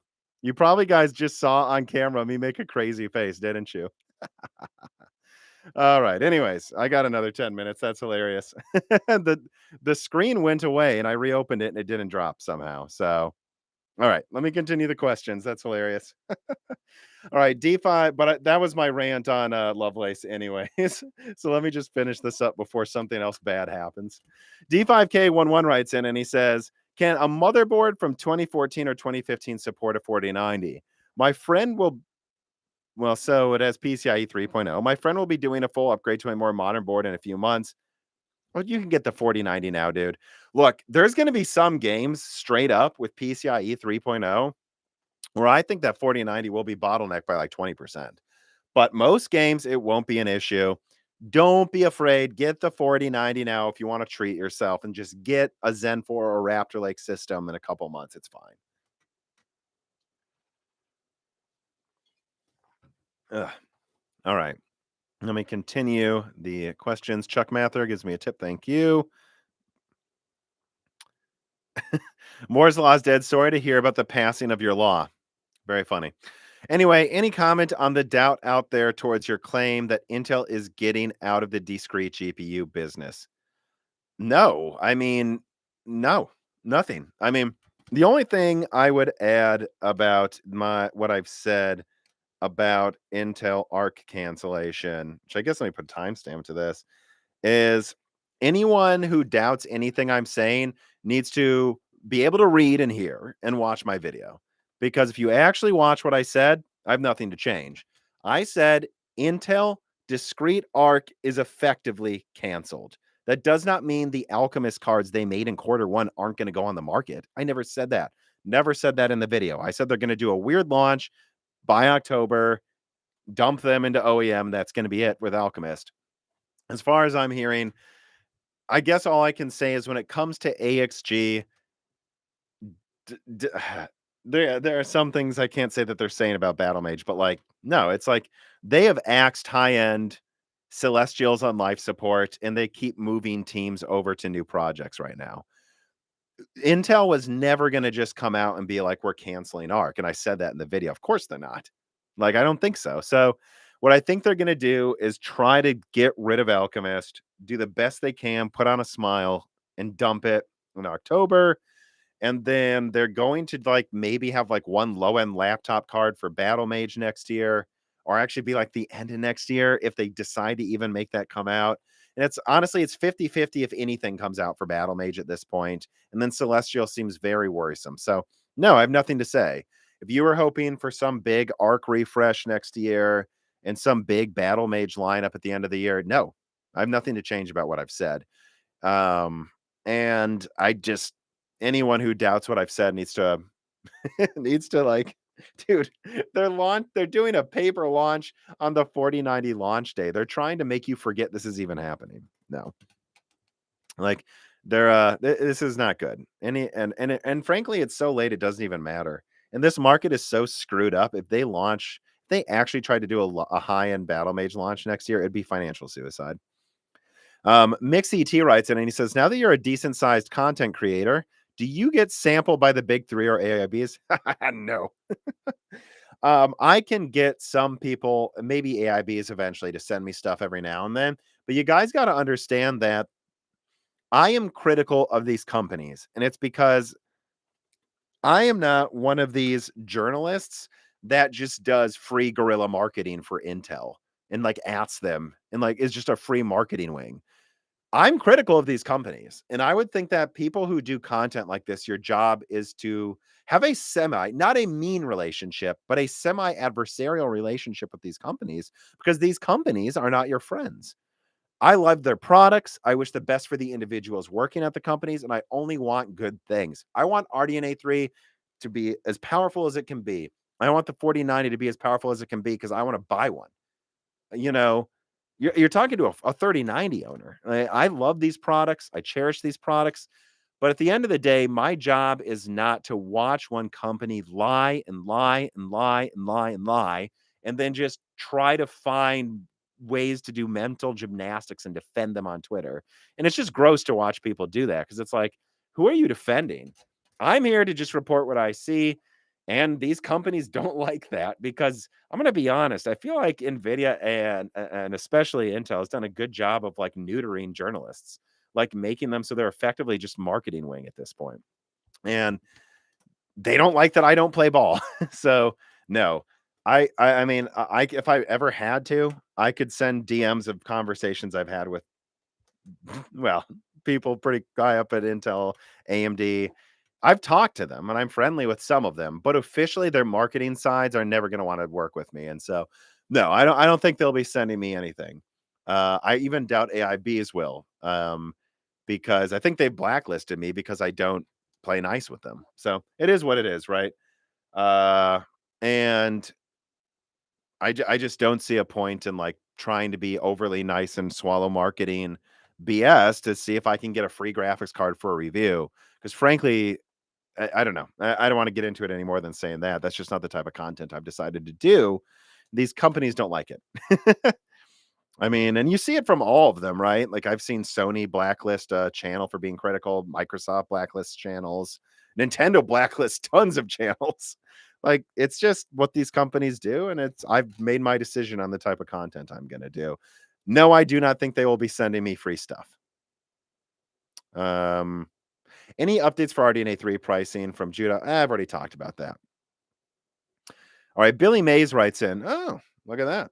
And he says, do you notice a heat difference in your room with the 3090 versus the 3070? Well, I'm gaming on a 3050 right now, even for just to try it out. And yeah, there's a difference between a 3050, a 3070, and a 3090. I did limit the 3090 to 300 watts though. And here's what I will say. 200 to 300 watts, there's a difference, but it's not gigantic. 300 to 400 was crazy. I gamed with a 400 watt 3080 Ti. Right above 330 watts is when the heat capacity of the room just went nuts. I really think people underestimate what's going to happen with the 4090. If I get a 4090, you can bet I'm going to underclock it or something. Enigma, I already talked about the 34 core Fishhawk Falls. So that comes out in about 6 months, I think. That's the 34 core. I'm still getting some tipped questions, so I'll go a tiny bit longer. Denerva writes in and he says the 12 gigabyte 4080 is a 6% larger die than the 3060. Okay. The 3060, yeah, but the 3060 used a cheap 8 nanometer die. So, Dinerva, your argument's becoming a little silly. Here's why. Let me see here. So, it depends on the node, Dinerva. Turing had massive die sizes. Like the 2080 Ti had a 745 millimeter square die. So what? Does that mean now we need a 700 millimeter square die to call it a 2080 Ti or an 80 Ti? It's ridiculous. No. Different nodes have different costs. Nvidia used an older, bigger node, 8 nanometer, because they could make huge dies for less money. Now they're using a cutting edge node. You should expect the die sizes to be a little smaller. Again, the 4080 12 gigabyte, similar die size to the 1080. So I don't know what your point is at a certain, and the how about this, Dinerva? Here's the best example. The 4080 Ti, or I'm sorry, the 1080 Ti had almost the same die size as a 2060. Look it up. Look it up right now, everybody. 2060 die size, 445 millimeters squared. 1080 Ti die size, 471. What is that? Is that even a 10% difference? So, yeah, Dinerva, then the 1080 Ti should have been called a 60. I mean, what's your point, you know? Like, no, you can't just say everything should be a 60 if something before was a 60. At the same time, for sure, I think it should have at least been called a 70. And there's an argument that it should be called a 60, but it's not like 1080 Ti, same die size as a 2060. Does that mean the 2060 should have been? Does that mean the 2060 should have been called a 2080 Ti Dinerva? Come on, we can do this game all day. At the end of the day, all of these cards have been overpriced by Nvidia for a decade, and they've done it before.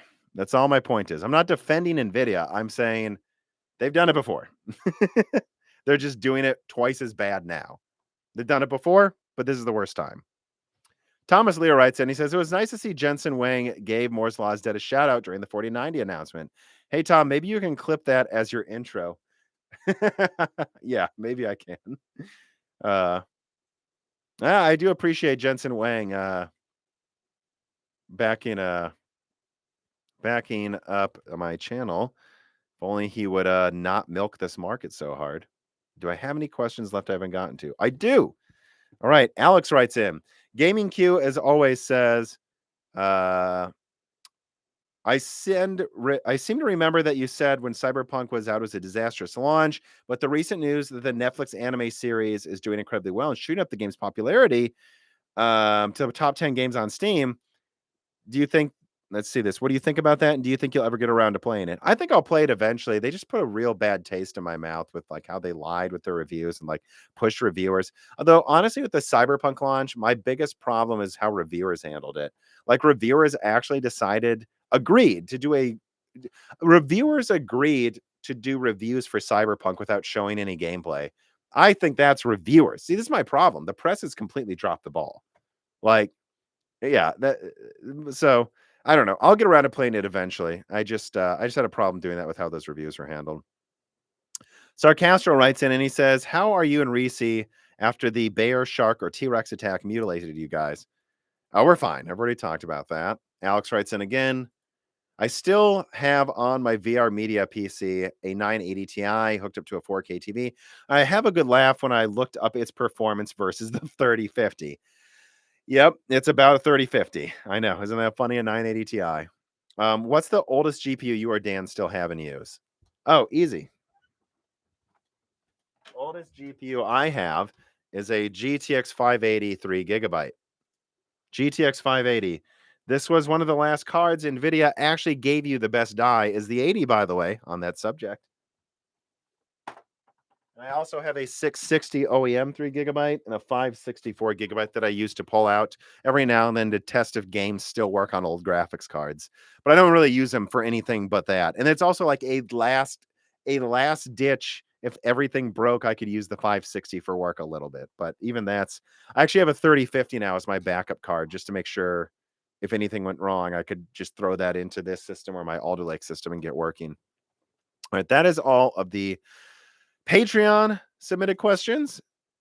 George Blinks writes in and he says, hi, Tom, which fight ramen is your favorite? I've always liked pork tonkatsu when it comes to any type of ramen. Colton says, "Thank you for integrity." I mean, I just do what I think the best content is as well. I think the best content is just not being a marketing wing for these companies. Because you look at these channels that are basically just free marketing for these companies, and they don't get very many views because it's boring. It's boring. Like, it's boring to have an interview where all you do is ask softball questions. Let me see here. D5K11 says, "Will you do best price monitor reviews?" I've done monitor reviews, and I do one anytime I get one, but it's not something I really focus on. Enigma writes in, "Any more updates on Sapphire and Emerald Rapids?" Yeah, Sapphire Rapids is about a year away. Fishhawk Falls, both the 24 and 34 core one that Intel showed off, should come out right before that. Emerald Rapids comes out, I think, beginning 2024, maybe even later than that. And Granite Rapids seems on schedule, but I'll use that. I'm going to do that in a leak. I need to talk to some sources about that. So, again, I think Intel needed a win this year because I think 2023 is going to be pretty rough, to be honest. They're showing off a lot of cool stuff now, but none of it's coming out for a long time. Okay. Did you see GTA 6? Yeah, we talked about it on the new Broken Silicon. Let me see here. All right, so that's all of the tipped questions. That is all of the Patreon questions. All right. Let me just double check the Moore's Law's Dead Discord and see if there's any questions there before I sign off. But just one more reminder. Piece of content is sponsored by Micro Center. Right now, they're giving out free RAM with Zen 4 purchases. And if you use the links in the description, you can get another $25 off the processor. You can get another $25 off again if you submit a picture of your build. So if you add that up in the motherboard, that's like 25 for my link in the description. Please click the links in the description. It really helps Moore's Law's Dead show that you guys support them. You get $25 off for that, $25 off for the picture, $20 off for the motherboard. So that's $70 off and free RAM. So if you buy a 7700X at Micro Center right now with all my links, you'll get free RAM and $70 off the mother. That's $330 for a 7700X, free RAM. At that point, the motherboard price isn't an issue. I definitely recommend that. Is Zen 3 still good? Yes. All right, but I think I'm not seeing any questions get my attention here. I've been going for over 2 hours, which is always longer than I usually do. So, all right, guys, my voice is falling apart. You can even tell my voice is falling apart. Thanks for watching. Hit the like button. Tell your friends about us. Share this. Join the Patreon. We're trying to move to ad-free video content dropping early on the Patreon within like of half a year. We're working on that, building up our team. I've actually got new graphics cards that I'm going to be working on renders for to leak how they look early. I have to pay a renderer to do that. Please support the Patreon, guys. We really want to hit that new Patreon goal so we can do more ad-free content of a higher quality for you guys. And otherwise, support our sponsors, Vite, Micro Center, Squarespace. There's tons of sponsors by Moore's Law's Dead. Supporting them helps me as well. And yeah, hit the like button. Thank you for watching. Have a good weekend, everybody.